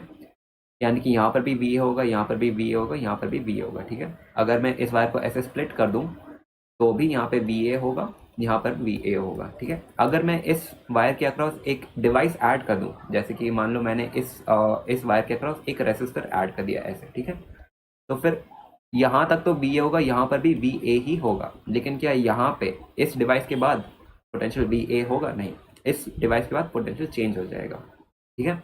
यहाँ पे पोटेंशियल हो जाएगा VB। अगर मैं इस सेम वायर को ऐसे कनेक्ट करूँगा, यहाँ पे अगर मैं एक और रेसिस्टर ऐड कर दूँ, तो फिर यहाँ तक तो VA होगा, जो कि है, क्योंकि ये सेम वायर है जो कि यहाँ तक आ रहा है, ठीक है। लेकिन इस डिवाइस के बाद क्या होगा, पोटेंशियल चेंज हो जाएगा, VB हो जाएगा, ठीक है। अगर मैं इन दोनों को यहाँ से ज्वाइन कर दूंगा तो यहाँ पर भी VB होगा, यहाँ पर भी VB होगा, यहाँ पर भी VB, और यहाँ पे होगा VB, ठीक है। इसका मतलब है कि अगर हमारे पास सेम वायर है और बीच में कोई भी डिवाइस एडेड नहीं है तो फिर सेम पोटेंशियल रहेगा। मान लो ये मेरा वायर है, यहाँ पे पोटेंशियल 5 वोल्ट है, यहाँ पर भी 5 वोल्ट होगा, यहाँ पर भी 5 वोल्ट होगा, ठीक है। अगर मैं एक डिवाइस यहाँ पे ऐड कर दूं और इसके बाद अगर मैं देखूं कि क्या यहाँ पे पोटेंशियल 5 वोल्ट होगा, नहीं, यहाँ पे चेंज हो जाएगा। मान लो 4 हो गया, ठीक है, मान लो, मैं ये नहीं कह रहा कि 4 ही होगा, मान लो 4 हो जाएगा, ठीक है। ओके प्राची, ओके जागृति, ठीक है। अब हम लोग इसे अप्लाई करते हैं ढंग से, ठीक है, इस वाले सर्किट में, ठीक है। यहाँ पे अगर पोटेंशियल VA है, रुको मैं दूसरा कलर ले लेता हूँ, यहाँ पे पोटेंशियल VA है, ठीक है। यहाँ पर भी VA होगा, इस पॉइंट पे भी VA ही होगा, सेम वायर है, कोई भी डिवाइस नहीं, यानी कि यहाँ पर भी VA होगा, यहाँ पर भी VA होगा, यानी कि इस पॉइंट पर भी VA ही होगा, ठीक है। लेकिन देखो, यहाँ पे एक डिवाइस ऐड हो गया जो कि कैपेसिटर, तो फिर इस कैपेसिटर के बाद क्या यहाँ पे पोटेंशियल VA होगा? नहीं, वो तो चेंज हो जाएगा। मान लो कि यहाँ पे VB है, ठीक है, ओके। अब इस साइड अगर तुम देखोगे, यहाँ पे पोटेंशियल VB है, यानी कि यहाँ पे VB, इस पॉइंट पे भी VB होगा, ठीक है। यहाँ पे सेम वायर है, कोई भी डिवाइस नहीं है, यानी कि यहाँ पर पूरा VB होगा, जो कि यहाँ से प्रूव हो जा रहा है। यहाँ पर भी VB है और यहाँ पर भी VB है, ओके। लेकिन देखो, यहाँ पर तो VA है, ठीक है। अब देखो, तीन डिवाइस है, तीन पोटेंशियल डिफरेंस हमें मिल गए हैं, this is C1, this is C2 and this is C3। अब इस सर्किट को रीड्रॉ करो। क्या रीड्रॉ करना जरूरी है? हाँ, बिल्कुल जरूरी है। इसे अगर हम लोग रीड्रॉ करेंगे तो फिर लिखो सबसे पहले C1, C2 एंड C3, ठीक है। अब अगर तुम ध्यान से देखोगे, C1 के अक्रॉस कितना पोटेंशियल डिफरेंस है? एक साइड VA है और दूसरी साइड VB है, यानी कि VA से एक वायर लो और इस कैपेसिटर के अक्रॉस ज्वाइन कर दो, ठीक है, VB। अब सेकंड कैपेसिटर के अक्रॉस देखो, यहाँ पे एक साइड पोटेंशियल VB है और दूसरे साइड VA है, यानी कि VA से एक वायर लो, एक साइड जोड़ो, दूसरा साइड VB से लो, दूसरे साइड में जोड़ दो। अब थर्ड कैपेसिटर के अक्रॉस ध्यान से देखो, एक साइड VA है और दूसरे साइड VB है, यानी कि इसके अक्रॉस यहाँ से एक लो और यहाँ से VB से एक वायर लो और जोड़ दो, ठीक है। समझ में आ गया पॉइंट पोटेंशियल वाला मेथड कैसे अप्लाई करना है? तो फिर अब अगर तुम ध्यान से देखोगे, ये क्या है? ये तो हमारा पैरेलल कॉम्बिनेशन बन गया। क्यों बना parallel combination? Same potential difference है सारे कैपेसिटर्स के across, okay. Okay Anshu, okay डर में, ओके प्राची, ये बन जाएगा हमारा पैरेलल कॉम्बिनेशन। अब अगर मैं पूछूंगा कि नेट कैपेसिटेंस कितना होगा, तो that will be nothing, simply C1 plus C2 plus C3, ठीक है, एकदम सही अंश, सेम पोटेंशियल, ओके, एकदम सही। ये समझ में आ गया पॉइंट पोटेंशियल मेथड कैसे अप्लाई करना है और कैसे रीड्रॉ करना है सर्किट को, ताकि आसानी से सॉल्व कर सके। काफी सारे क्वेश्चन हो गए, उसको हम लोग सॉल्व करेंगे, अच्छे से समझ लेंगे, ओके। रिपीट कर दो। अच्छा ठीक है, अच्छा ठीक है, ठीक है, मैं एक और बार रिपीट कर देता हूँ, ठीक है। देखो, पॉइंट पोटेंशियल मेथड बस इतना कहता है कि when there is the same wire, मान लो कि मेरे पास एक वायर है ऐसे, ठीक है, यहाँ पे मान लो कि पोटेंशियल 5 वोल्ट है, ठीक है। पॉइंट पोटेंशियल मेथड ये कहता है अगर सेम वायर में कोई भी डिवाइस ना हो बीच में, वायर के बीच में, तो फिर सेम पोटेंशियल रहता है, पोटेंशियल चेंज नहीं होता। यानी कि मान लो इस वायर में कोई भी डिवाइस नहीं है, सिर्फ ये एक सीधा साधा वायर है, ठीक है, प्लेन वायर है। यहाँ पे 5 वोल्ट है, तो फिर यहाँ पर भी 5 वोल्ट रहेगा, यहाँ पर भी 5 वोल्ट रहेगा, यहाँ पर भी 5 वोल्ट ही रहेगा, ठीक है। अब मान लो कि इस वायर के बीच में मैंने एक रेसिस्टर ऐड कर दिया, ठीक है। मान लो यहाँ पे वोल्टेज है 5 वोल्ट, यहाँ पर 5 वोल्ट होगा, लेकिन क्या इस डिवाइस को क्रॉस करने के बाद पोटेंशियल सेम होगा? नहीं। क्यों सेम नहीं होगा? क्योंकि बीच में यहाँ पे एक डिवाइस आ गया, तो फिर पोटेंशियल चेंज हो जाएगा। यहाँ पे 5 वोल्ट नहीं रहेगा, मान लो चेंज होके ये 4 हो जाएगा, ठीक है। तो फिर यहाँ पर भी 4 होगा। यहाँ पे 4 कैसे होगा? क्योंकि सेम वायर है। यहाँ पे अगर 4 है, आगे बढ़ते हैं आगे बढ़ते हैं, तो फिर कोई भी डिवाइस नहीं है, सेम वायर है, तो यहाँ पर भी 4 वोल्ट ही रहेगा, ठीक है। मान लो कि अगर कुछ ऐसा है, यहाँ पे एक कैपेसिटर है और यहाँ पे एक कैपेसिटर है, ठीक है। इस वाले सर्किट से अगर मैं बोलूँगा कि यहाँ पे पोटेंशियल 5 वोल्ट है और यहाँ पे 4 वोल्ट है, ठीक है, तो फिर इसे सॉल्व कैसे करेंगे? यहाँ पर भी 5 होगा, यहाँ पर भी 5 होगा, यहाँ पर यहाँ तक वोल्टेज 5 होगा, ठीक है। यहाँ नीचे भी वोल्टेज 5 होगा। क्यों? क्योंकि सेम वायर है, कोई भी डिवाइस नहीं है यहाँ तक, वायर वायर, ठीक है। लेकिन यहाँ पे क्या हुआ? एक डिवाइस आ गया, कैपेसिटर। इस कैपेसिटर को क्रॉस करने के बाद पोटेंशियल चेंज हो जाएगा। कितना चेंज होगा वो हम लोग कैलकुलेट कर लेते हैं। अब अगर हम लोग इस साइड से देखेंगे, यहाँ पे पोटेंशियल 4 वोल्ट, यानी कि यहाँ पर भी 4 होगा, यहाँ पर भी 4 होगा, यहाँ पर भी 4 होगा, क्योंकि सेम वायर है ना। यहाँ से ये वायर ऐसे स्प्लिट हो जा रहा है, यानी कि यहाँ पे 4 वोल्ट है, यहाँ पर भी 4 वोल्ट है, यहाँ भी 4 वोल्ट है। सेम वायर है, यहाँ पर भी 4 वोल्ट है, यहाँ भी 4 वोल्ट है, यहाँ भी 4 वोल्ट है। तो फिर इस कैपेसिटर के अक्रॉस एक साइड है 5 वोल्ट और दूसरी साइड है 4 वोल्ट। एक साइड है 5 वोल्ट, दूसरी साइड है 4 वोल्ट, ठीक है।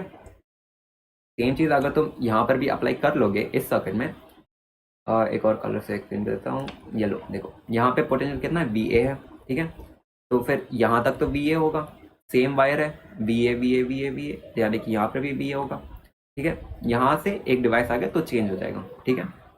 यहाँ से VB है, यानी कि यहाँ तक तो VB होगा, यहाँ भी VB, यानी कि यहाँ इस पूरे वायर तक VB होगा, क्योंकि कोई भी डिवाइस नहीं है बीच में, ठीक है। अब देखो, 3 कैपेसिटर है, तीनों के अक्रॉस हमें पोटेंशियल भी मिल गया। यहाँ पे VB था, यहाँ भी VB है, यहाँ पे VA था, यहाँ पे भी VA था। तो यहाँ पे C1 के अक्रॉस VA VB, C2 के अक्रॉस VB VA और C3 के अक्रॉस VA VB, ठीक है। यानी कि यहाँ पे तुम VA लिख लो, यहाँ पे VB लिख लो, वायर्स यहाँ से निकाल लो और देख लो, C1 के अक्रॉस VA VB, C2 के अक्रॉस VA VB, C3 के अक्रॉस भी VA VB है। तो फिर यहाँ से कनेक्ट कर दो तीनों को, ठीक है। समझ में आ गया? एक और बार मैंने पॉइंट पोटेंशियल मेथड एक्सप्लेन कर दिया है, जस्ट इन केस किसी को समझ में नहीं आया हो, ठीक है। ताराना, क्या तुम्हें समझ में आ गया point potential method? Tarana thumbs up दे दो अगर पॉइंट पोटेंशियल मेथड समझ में आ गया। अगर अभी भी समझ में नहीं आया तो फिर आगे हम लोग क्वेश्चन सॉल्व करेंगे, उसके थ्रू तुम्हें समझ में आ जाएगा, ठीक है। Okay Jagriti, okay Prachi, okay Alifa, ठीक है। तो this was our first method, जो कि है point potential method. Point potential method, okay Priyanka, okay. अब हम लोग आगे बढ़ेंगे towards Wheatstone bridge. Okay Tarana, thank you, अब आपको समझ में आ गया, ठीक है। अब व्हीटस्टोन ब्रिज हमने प्रीवियस चैप्टर में ही पढ़ा था। उसका स्टैंडर्ड जो रिप्रेजेंटेशन होता है वो कुछ ऐसा होता है, जहाँ पे हम यूज़ करते हैं 5 डिवाइसेस, कुछ ऐसे कनेक्ट किए जाते हैं। यहाँ पे एक और रहता है, एंड यहाँ पे एक रहता है, एंड कुछ ऐसे होता है इसका ड्राइंग, ठीक है, जो कि यहाँ से मैंने पेन में ड्रॉ कर दिया था एक रफ पेपर में। यहाँ पे समझ लो, this is a point A, this is a point B, okay. यहाँ पे ये हमारा पहला कैपेसिटर हो जाता है C1, C2, C3, C4 and C5, ठीक है। 5 कैपेसिटर्स है हमारे पास इधर, ओके। अब अगर मैं पॉइंट पोटेंशियल मेथड अप्लाई करूंगा तो फिर क्या होगा? देखो, यहाँ पे पॉइंट ए है, तो फिर मान लो कि यहाँ पे पोटेंशियल है VA, ओके।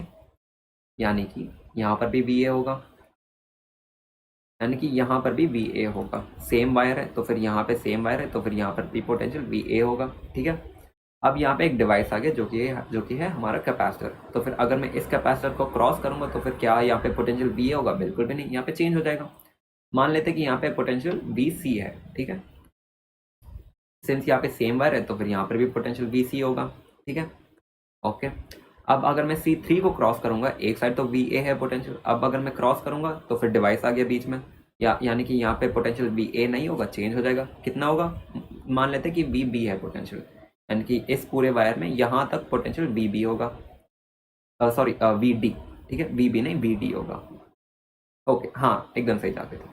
यहाँ पे पोटेंशियल VD है, B नहीं D। ओके, तो यहाँ तक पोटेंशियल VD हो गया। ओके, अब यहाँ से अगर हम लोग आगे बढ़ेंगे तो फिर इस पॉइंट पे पोटेंशियल कितना होगा, VD होगा। क्यों, क्योंकि यहाँ पे पोटेंशियल VD है और ये सेम वायर है, यहाँ पे VD होगा। यहाँ पे मान लो पोटेंशियल VB है, यानी कि यहाँ तक तो पोटेंशियल VB है, यानी कि यहाँ पर भी पोटेंशियल VB है। ओके, ठीक है, यहाँ पे पोटेंशियल VC था, तो यहाँ से आगे बढ़ो आगे बढ़ो आगे बढ़ो, यहाँ तक पोटेंशियल VC होगा, ठीक है। यहाँ पे VB था तो यहाँ से आगे बढ़ो यहाँ तक पोटेंशियल VB होगा, ठीक है। और इस कैपेसिटर के अक्रॉस पोटेंशियल एक साइड VC है, दूसरी साइड VD है, ठीक है। पोटेंशियल का सबको समझ में आ गया, एकदम सही जागृति, एकदम सही अंश, ठीक है।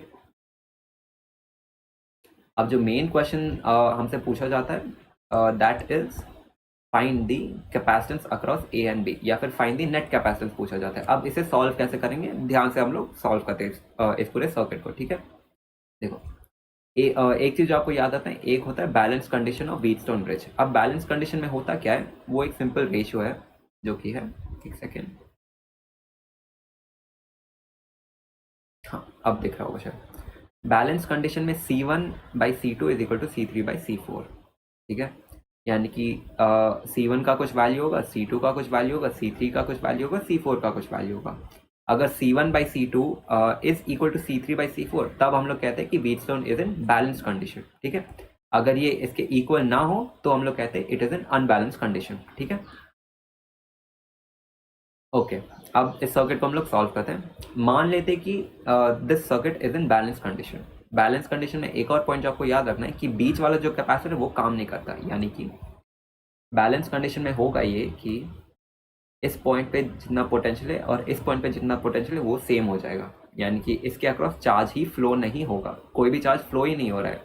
यहाँ से चार्ज ऐसे आ रहा है, यहाँ पे स्प्लिट हो रहा है, यहाँ पे जा रहा है, फिर वो यहाँ से सीधा निकल जा रहा है, इस ब्रांच में चार्ज ही फ्लो नहीं हो रहा, ठीक है। ये कब होता है, this is balance condition. Balance condition कब होता है, when C1/C2 is equal to C3/C4, यानी कि C1 divided by C2 is equal to C3/C4, तब हम लोग कहते हैं बैलेंस कंडीशन होता है।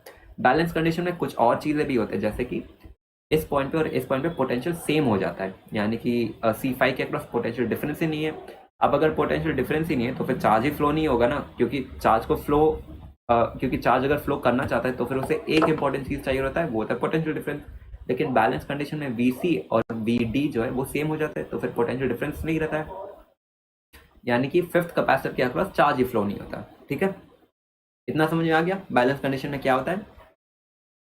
बैलेंस कंडीशन में सबसे पहले point number 1 C1/C2 is equal to C3/C4, ठीक है। Point number 2 BC and BD same हो जाते हैं, यानी कि मेन ब्रांच या फिर सेंटर वाले ब्रांच के अक्रॉस करंट फ्लो नहीं होता या फिर चार्ज फ्लो नहीं होता है। क्यों, क्योंकि पोटेंशियल सेम हो जाते हैं, BC is equal to BD, ठीक है। ओके ओके, अब आगे बढ़ते हैं। ओके, आई गेस सबको समझ में आ गया। अब देखो, बैलेंस कंडीशन का हमने पढ़ लिया था कि C1/C2 is equal to C3/C4, okay. Potential difference across C5 कितना होगा, 0 होगा। क्यों, क्योंकि BC is equal to BD in balance condition, तो फिर पोटेंशियल डिफरेंस 0 हो जाता है, ठीक है। Hence no charge will flow across C5 क्योंकि पोटेंशियल डिफरेंस ही नहीं है, ओके। अब अगर मैं इस पूरे सर्किट को थोड़ा और मॉडिफाई कर दूं, देखो एक सेकंड में इसको थोड़ा सा नहीं इरेज कर देता हूँ, हाँ देखो। अब अगर इस पूरे सर्किट में C5 के अक्रॉस चार्ज ही फ्लो नहीं हो रहा है तो फिर ये ब्रांच तो वेस्ट हो गया ना, क्योंकि इसके अक्रॉस चार्ज फ्लो नहीं हो रहा है, तो फिर इस ब्रांच को मैं निकाल दूं या फिर रखो, पॉइंट ही नहीं है क्योंकि चार्ज ही फ्लो नहीं हो रहा है, तो फिर हम लोग इस ब्रांच को निकाल लेते हैं, ठीक है। समझ लो कि ये पूरा ब्रांच यहाँ से निकल गया। अब ये सर्किट कैसे होगा, now this circuit will be remodified into this one. यहाँ से ऐसे आएगा, this will be a C1, C2, C3 and C4।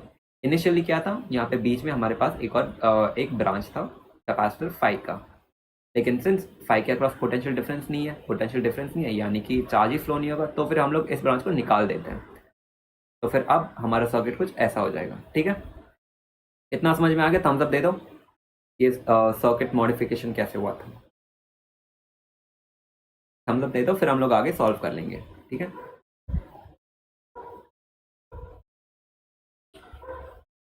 This is our modified circuit. Okay Dormi, okay Jagriti, okay Priyanka, okay Aliza, okay ठीक है। अब अगर तुम ध्यान से देखोगे, देखो यहाँ पे पोटेंशियल था VA और यहाँ पे पोटेंशियल था VB, ठीक है। यानी कि यहाँ तक VB होगा, यहाँ पर भी VB होगा, यहाँ पर भी VB होगा, यानी कि इस पॉइंट तक पोटेंशियल VB है, ठीक है। सेम वायर है तो यहाँ पर यहाँ तक VB होगा, ओके। अब यहाँ पे VA है, यानी कि नीचे की तरफ भी V होगा, यहाँ पर VA है और यहाँ पर भी VA है। यहाँ पे पोटेंशियल कितना था, VC था और यहाँ पे पोटेंशियल VD था, यानी कि यहाँ तक लेके पोटेंशियल VD होगा, VD, और यहाँ पर भी पोटेंशियल कितना होगा, VD होगा।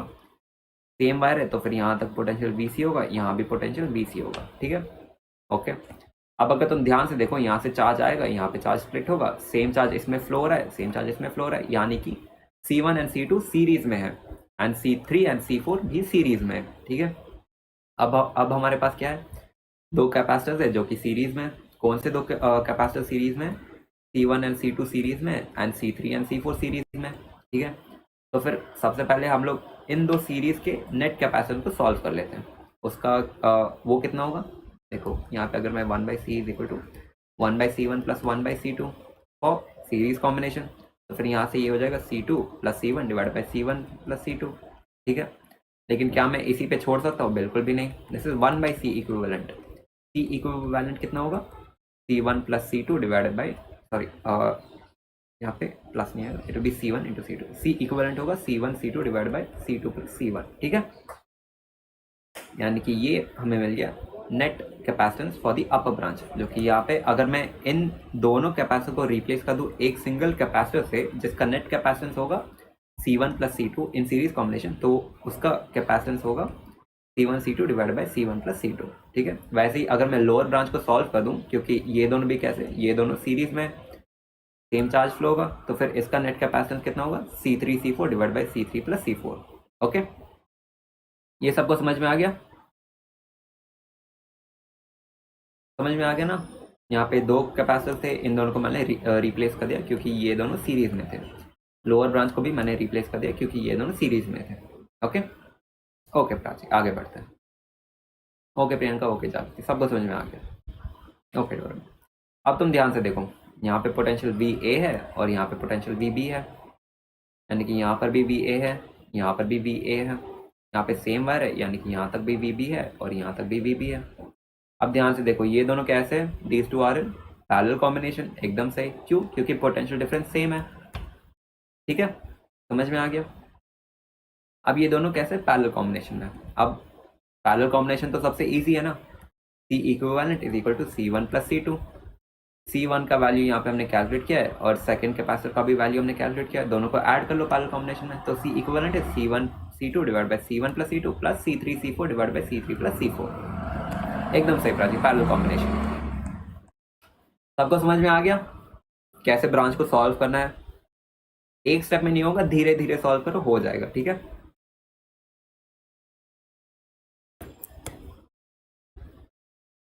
ओके ओके प्राची, ओके डोरमी, सबको समझ में आ गया है।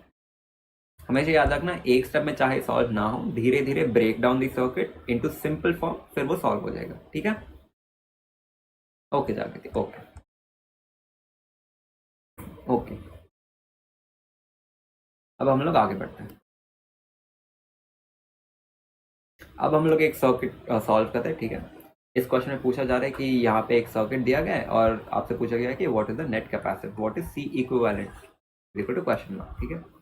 अब इसे सॉल्व कैसे करेंगे, देखो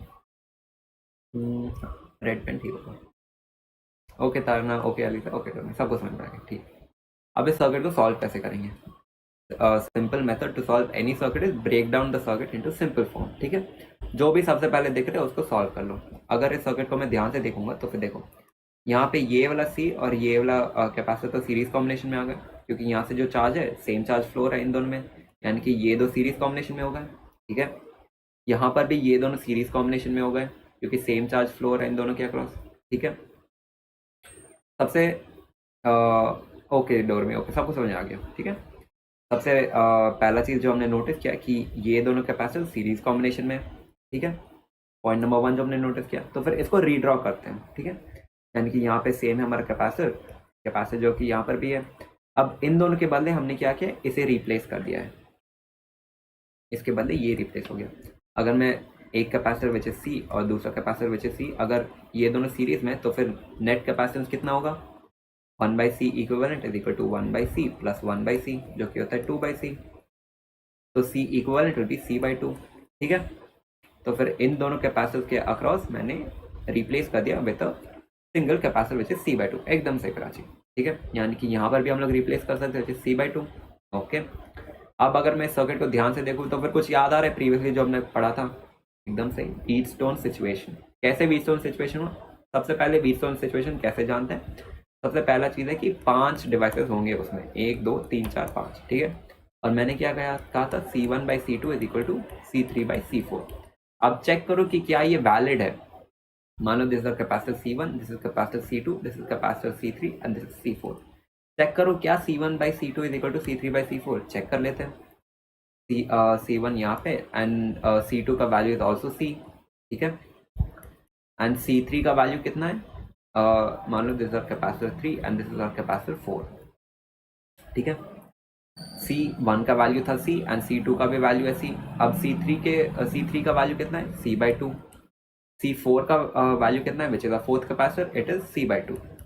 तो फिर यहाँ से देखो C/2, यहाँ पे 2 और 2 कैंसिल हो जाएगा, which is equal to C/C is equal to C/C। क्या ये वैलिड है, C/C कैंसिल हो जाएगा विच इज 1, और राइट हैंड साइड पे भी C/C कैंसिल हो जाएंगे विच इज 1 अगेन। तो 1 इज इक्वल टू 1 जो कि वैलिड है। तो फिर क्या ये बैलेंस सिचुएशन ऑफ व्हीटस्टोन है, बिल्कुल भी सही, बिल्कुल सही। This is the balance situation of Wheatstone, ठीक है। ऐसे ही आइडेंटिफाई करना है सर्किट को और सॉल्व करना है, ओके। सबको समझ में आ गया कि कैसे ये एक व्हीटस्टोन वाला सिचुएशन हो जाता है। अगर हम लोग बस इस छोटे वाले स्टेप को अगर तुम सॉल्व कर लोगे ना, सर्किट सॉल्व हो गया, ठीक है। समझ में आ रहा है, ओके प्राची। अब अगर ये एक बैलेंस सिचुएशन ऑफ व्हीटस्टोन है, तो फिर हमने पढ़ा था प्रीवियसली कि अगर बैलेंस सिचुएशन ऑफ व्हीटस्टोन है तो फिर बीच वाला जो ब्रांच है इसके अक्रॉस चार्ज ही फ्लो नहीं होगा। अगर चार्ज फ्लो नहीं रहा है तो फिर इस पूरे डिवाइस को हम लोग निकाल सकते हैं सर्किट से, ठीक है। यानी कि इस पूरे कैपेसिटर को हम लोग निकाल लेंगे यहाँ से, और इसे रीड्रॉ अगर हम लोग करेंगे तो वो कुछ ऐसा दिखेगा। इनिशियली बीच में हमारे पास कैपेसिटर C था, लेकिन सिंस ये एक बैलेंस कंडीशन है तो फिर यहाँ पे इस पॉइंट पर इस पॉइंट पे पोटेंशियल सेम होगा। तो फिर बीच वाले कैपेसिटर के अक्रॉस करंट ही फ्लो नहीं होगा, यानी चार्ज फ्लो नहीं होगा। तो फिर इसे हम लोग निकाल लेते हैं। तो फिर अब सर्किट कुछ ऐसा दिखेगा, यहाँ पे होगा C, यहाँ पे C/2 C/2। समझ में आ गया सबको। अब यहाँ से तो आप लोग सॉल्व भी कर लोगे, ये दोनों हो गए सीरीज में और ये दोनों भी हो गए सीरीज में। इनको ऐड करोगे तो फिर एक नया सर्किट मिलेगा तुम्हें कुछ ऐसा। अब ये दोनों पैरेलल में हो जाएंगे तो फिर दोनों को ऐड कर लो, ठीक है। इतना तुम लोग कर लोगे ना, ओके ओके कर लेंगे, हाँ। समझ में आ गया सर्किट को कैसे सॉल्व करना है।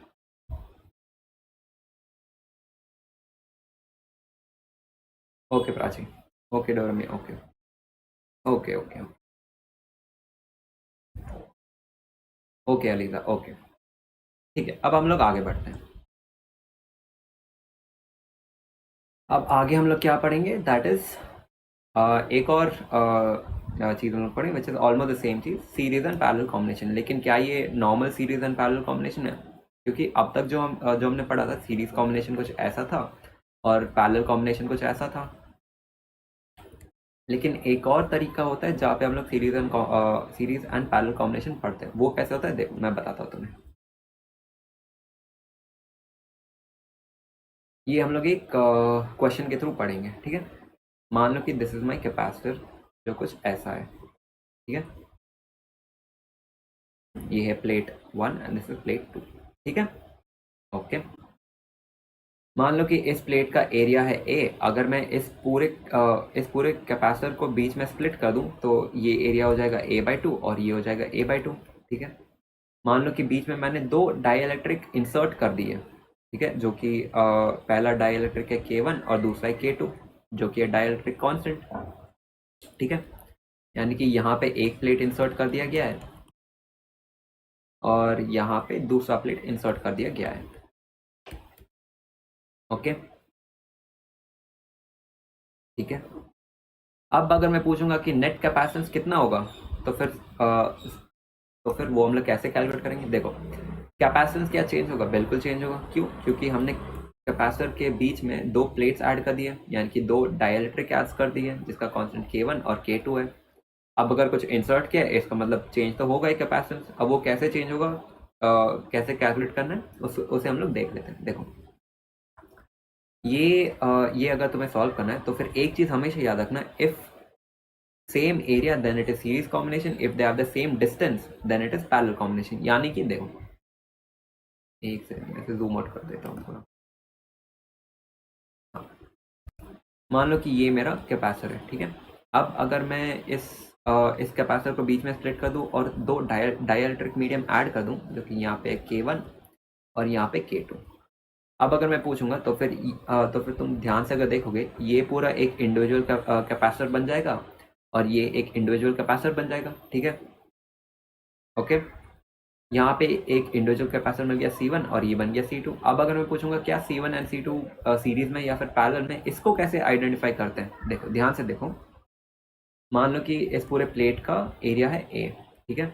अब अगर मैं बीच में स्प्लिट कर दूं तो फिर ये एरिया हो जाएगा A/2 और ये भी हो जाएगा A/2, ठीक है। मान लो इन दोनों प्लेट्स के बीच में डिस्टेंस इज D। थोड़ा सा साइड, अच्छा दिख नहीं रहेगा, एक second. Thank you ELISA notify करने के लिए कि स्क्रीन दिख नहीं रहा था। अब आई गेस दिख रहा होगा। अब सबको दिख रहा है डायग्राम? हाँ, अब दिख रहा है, ठीक है। मैं वापस एक्सप्लेन कर देता हूँ। मान लो कि इस कैपेसिटर का एरिया है A, ठीक है। अब अगर मैं इस कैपेसिटर को बीच में स्प्लिट कर दूंगा और मैं यहाँ से K1 डाइलेक्ट्रिक मीडियम ऐड कर दूंगा और यहाँ से K2 डाइलेक्ट्रिक मीडियम ऐड कर दूंगा, तो फिर यहाँ पे एरिया तो हो जाएगा A/2 और नीचे का एरिया हो जाएगा A/2, ठीक है। अब अगर तुम ध्यान से देखोगे, ये पूरा एक इंडिविजुअल कैपेसिटर बन गया और ये भी एक इंडिविजुअल कैपेसिटर बन गया। अब क्या ये सीरीज में या फिर पैरेलल कॉम्बिनेशन में, इसे कैसे आइडेंटिफाई करते हैं? देखो, यहाँ पे तो डिस्टेंस D है ना। D क्या है? Distance between the plates. इस कैपेसिटर के अक्रॉस डिस्टेंस कितना है बिटवीन द प्लेट्स? D, और इसके अक्रॉस भी डिस्टेंस D कांस्टेंट है, ठीक है। चेंज क्या हो रहा है? एरिया चेंज हो रहा है। यहाँ पे A/2, यहाँ पे A/2, डिस्टेंस तो सेम ही है दोनों के बीच में। तो फिर मैंने क्या कहा था कि if they are the same area then series combination, if they are the same distance then it is parallel combination, ठीक है।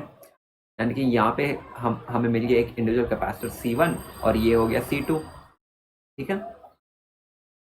तो फिर C1 और C2 में सेम क्या है? अगर तुम ध्यान से देखो तो फिर डिस्टेंस सेम है ना। इसके अक्रॉस अगर मैं ड्रॉ करूंगा, एक सेकंड थोड़ा बड़ा ड्रॉ कर लेते हैं।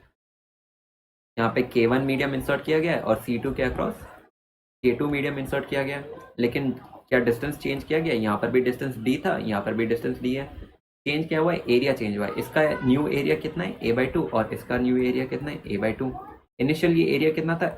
A से लेके हम लोग A/2 तक जा रहे हैं, यानी कि एरिया तो चेंज हो रहा है। तो फिर कांस्टेंट क्या है? डिस्टेंस कांस्टेंट है। इनिशियल भी, स्टार्टिंग में भी डिस्टेंस D था, फाइनल में भी डिस्टेंस D है, ठीक है। तो ये पैरेलल कॉम्बिनेशन हुई, एकदम सही जा गई थी, ठीक है। इतना समझ में आ गया सबको कि क्यों ये पैरेलल कॉम्बिनेशन हो जाता है? ठीक है। अब अगर मैं पूछूंगा C1 और C2 के वैल्यूज कितने होंगे? स्टार्टिंग में ही हमने पढ़ा था कि if we insert and dielectric medium completely between the plates of the capacitor, मान लेते हैं K1 जिसका डाइलेक्ट्रिक कांस्टेंट है, तो फिर नेट कैपेसिटेंस कितना होगा? C net will be K into C not. C not क्या है? इनिशियल कैपेसिटेंस, ठीक है। तो फिर C1 होगा K1 into epsilon not A/D and C2 will be K2 into epsilon not A/D, ठीक है। सबको समझ में आ गया? ये A/2 होगा। A/2 क्यों है? क्योंकि एरिया कम हो रहा है एंड डिस्टेंस सेम है, ठीक है। सबको समझ में आ गया C1 एंड C2 के वैल्यूज कितने होंगे? ओके प्राची, ओके ओके जा रही थी। अब ये तो हमें पता चल गया है कि हमारे पास C1 एंड C2 दो कैपेसिटर है जो कि पैरेलल कॉम्बिनेशन में है। Since C1 and C2 parallel combination में, तो फिर नेट कैपेसिटेंस कितना होगा? C net is C1 plus C2। सबसे simple formula C1 plus C2। तो यहाँ पे C1 और C2 के वैल्यूज पुट करो और सॉल्व करो। C1 is K1 epsilon not A/2 divided by D plus K2 into epsilon not A/2 divided by D, ठीक है। अब इसे एक्सपैंड कर दो तो 2 नीचे आ जाएगा और C equivalent will be epsilon naught A divide by 2D into K1 by K2। ठीक है, सबको समझ में आ गया कि net capacitance will be epsilon naught A into divide by 2D into K1 by K2। इतना समझ में आ गया सबको? थम्स अप दे दो, फिर हम लोग आगे बढ़ेंगे। ओके,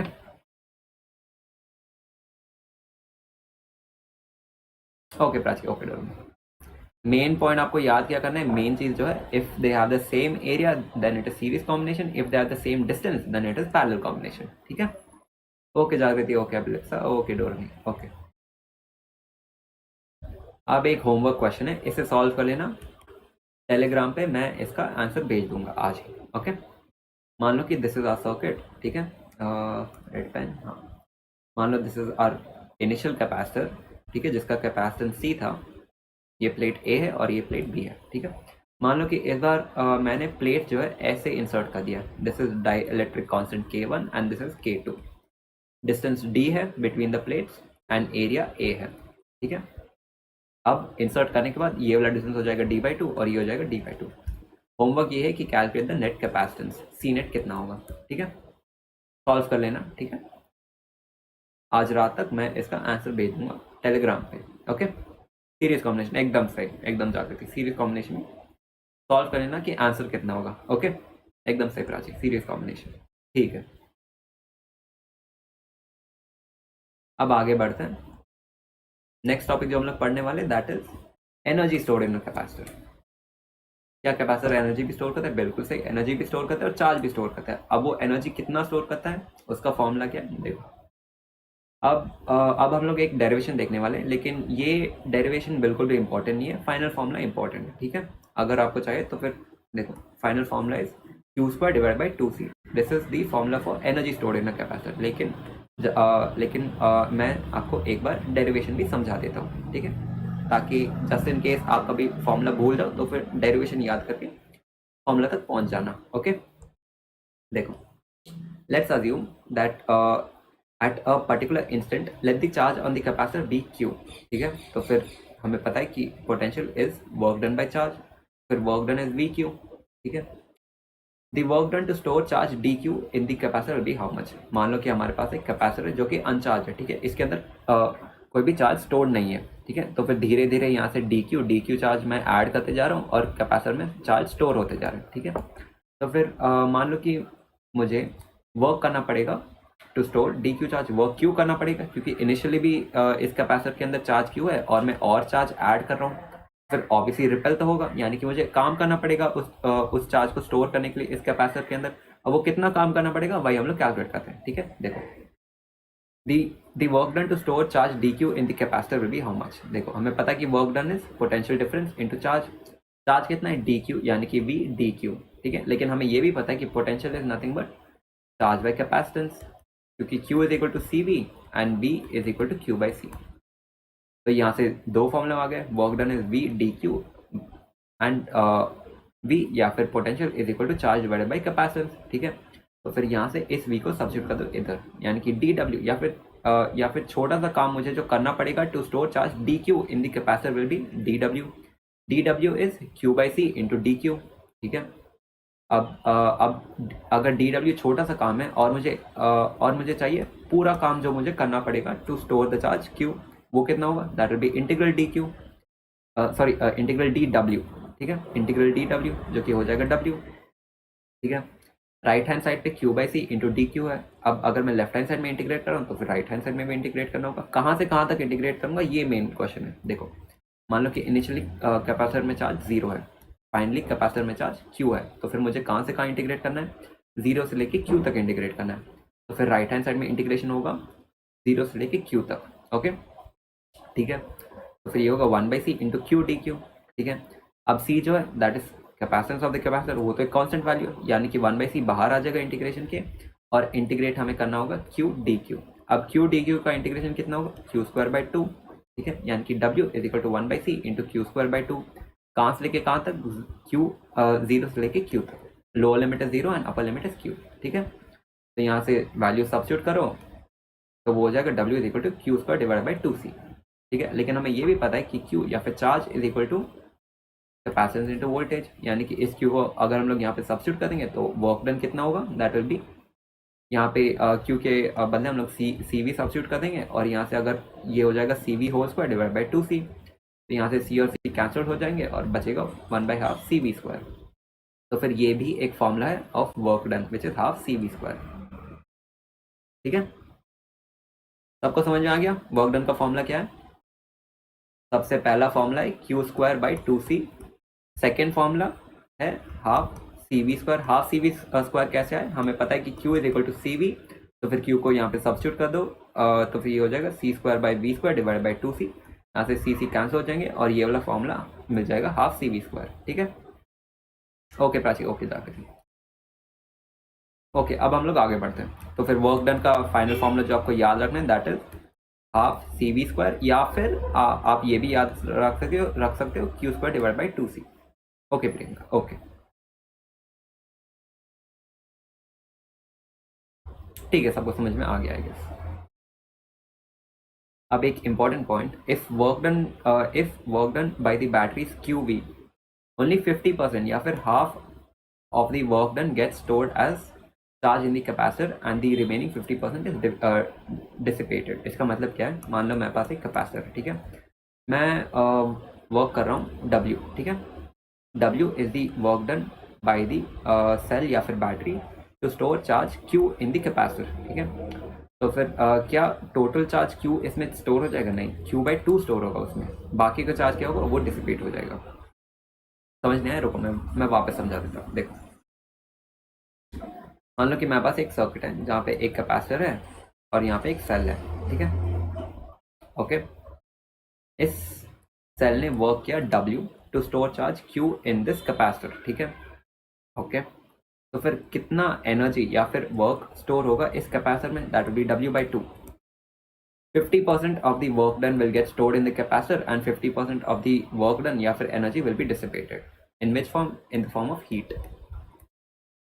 ठीक है, यानी कि बैटरी काम कर रहा है मान लो 50 जूल्स, ठीक है, तो फिर क्या कैपेसिटर में पूरा 50 जूल स्टोर हो जाएगा? नहीं, 25 जूल स्टोर होगा कैपेसिटर में, बाकी का 25 क्या होगा, डिसिपेट हो जाएगा in the form of heat. ठीक है, यही था इसका मतलब। If work done by the battery is QV, then only 50% of it gets stored in the capacitor and remaining 50% is dissipated. सबको समझ में आ गया? ओके डॉन, ओके सबको समझ में आ गया आई गेस। वैसे ही अगर एक बैटरी काम कर रहा है ऑफ लेट्स से 100 जूल्स, तो फिर क्या टोटल 100 जूल स्टोर हो जाएंगे इन आर कैपेसिटर? बिल्कुल भी नहीं, कैपेसिटर में स्टोर होगा 50 जूल, बाकी के 50 जूल्स क्या होंगे, it will B dissipated in the form of heat या फिर थोड़ा मोड़ा in the form of sound also. ठीक है, okay Jagriti, okay Priyanka, okay सबको समझ में आ गया। ओके, अब हम लोग आगे बढ़ते हैं। ये आई गेस हमारा लास्ट टॉपिक है फॉर द डे।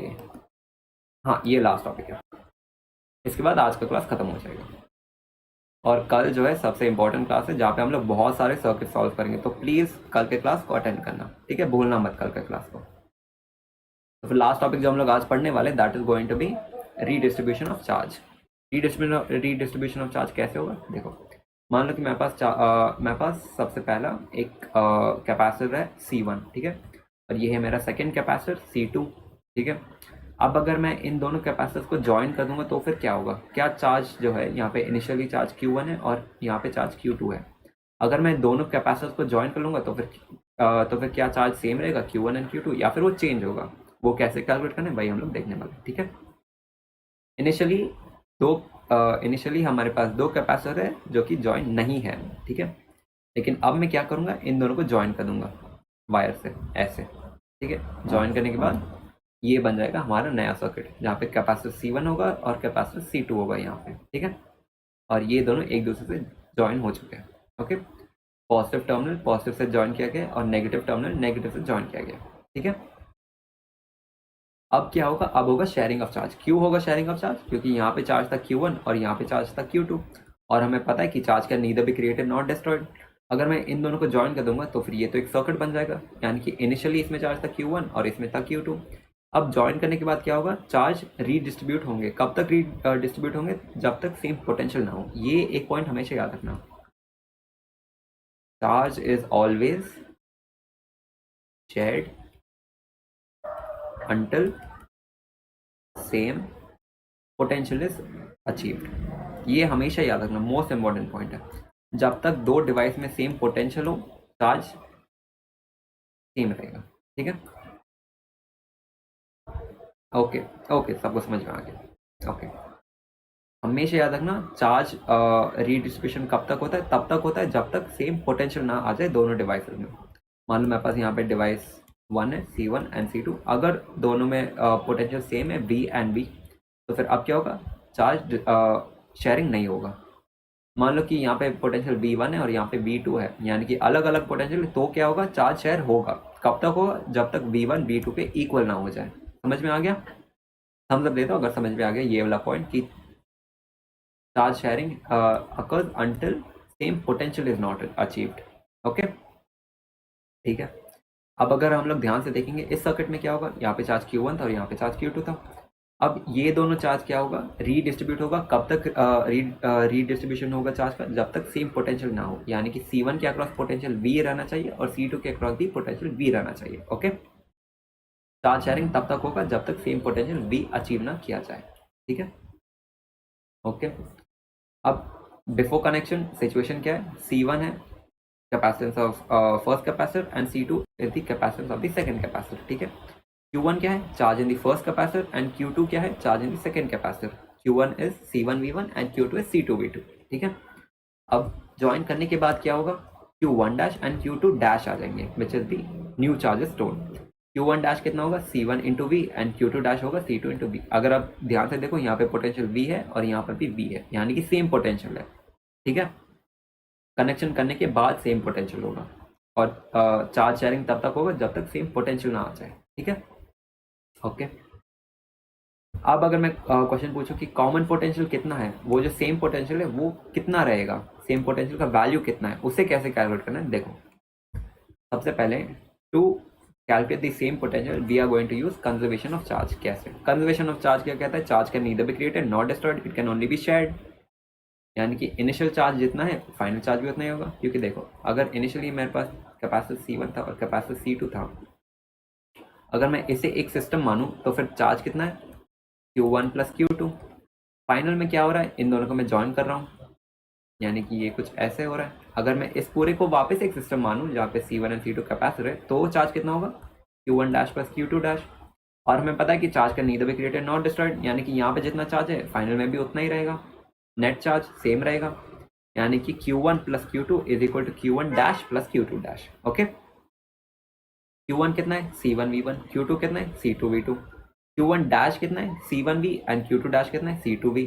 ठीक है, यहाँ से B को कॉमन ले लो तो ये बन जाएगा V into C1 plus C2। ठीक है, और यहाँ पे होगा C1 plus C2 plus C2 V2। Okay, ठीक है। अब यहाँ से V हमें कैलकुलेट करना है, यानी कि इस पूरे टर्म को लेफ्ट हैंड साइड में लेके आ जाओ तो फिर तुम्हें कॉमन पोटेंशियल मिल जाएगा, that is C1 V1 plus C2 V2 divide by C1 plus C2। ठीक है, सबको समझ में आ गया कॉमन पोटेंशियल कितना होगा? ओके, अब फाइनल चीज, इनिशियल एनर्जी कितना होगा? Energy in capacitor 1 plus capacitor 2 which is half C1 V1 square plus half C2 V2 square. Final energy होगा half C1 V square plus half C2 V square. Change in energy कितना होगा? Final minus initial. Final ये रहा, initial ये रहा, दोनों को subtract कर लो, फॉर्मूला बन जाएगा half C1 C2 divide by C1 plus C2 into V1 minus V2 whole square. ठीक है, विद दैट वी फिनिश आज का लेक्चर। सबको समझ में आ गया? चेंज इन एनर्जी का फॉर्मूला ये होगा, इसको प्लीज याद रख लेना। ठीक है, और कॉमन पोटेंशियल का फॉर्मूला क्या होगा? उसका फॉर्मूला होगा ये वाला। ठीक है, सबको समझ में आ गया इतना? Okay guys, okay. With that we finish आज का लेक्चर। एक और फाइनल टाइम में याद दिला देता हूँ, अगर मेंटरशिप ज्वाइन करना है आपको अप टू 1000 रुपीज ऑफ मिल सकता है with this coupon code HITESH4। ठीक है, okay guys, Telegram group join कर लेना। ठीक है, भूलना मत, क्योंकि वहाँ पे इंपॉर्टेंट अपडेट्स आते रहते हैं। ओके, तो फिर आपको प्राइस अप्रॉक्स 3000 के आसपास ही पड़ जाएगा, 3 to 4000 के आसपास पड़ जाएगा विद 1000 रुपीज ऑफ।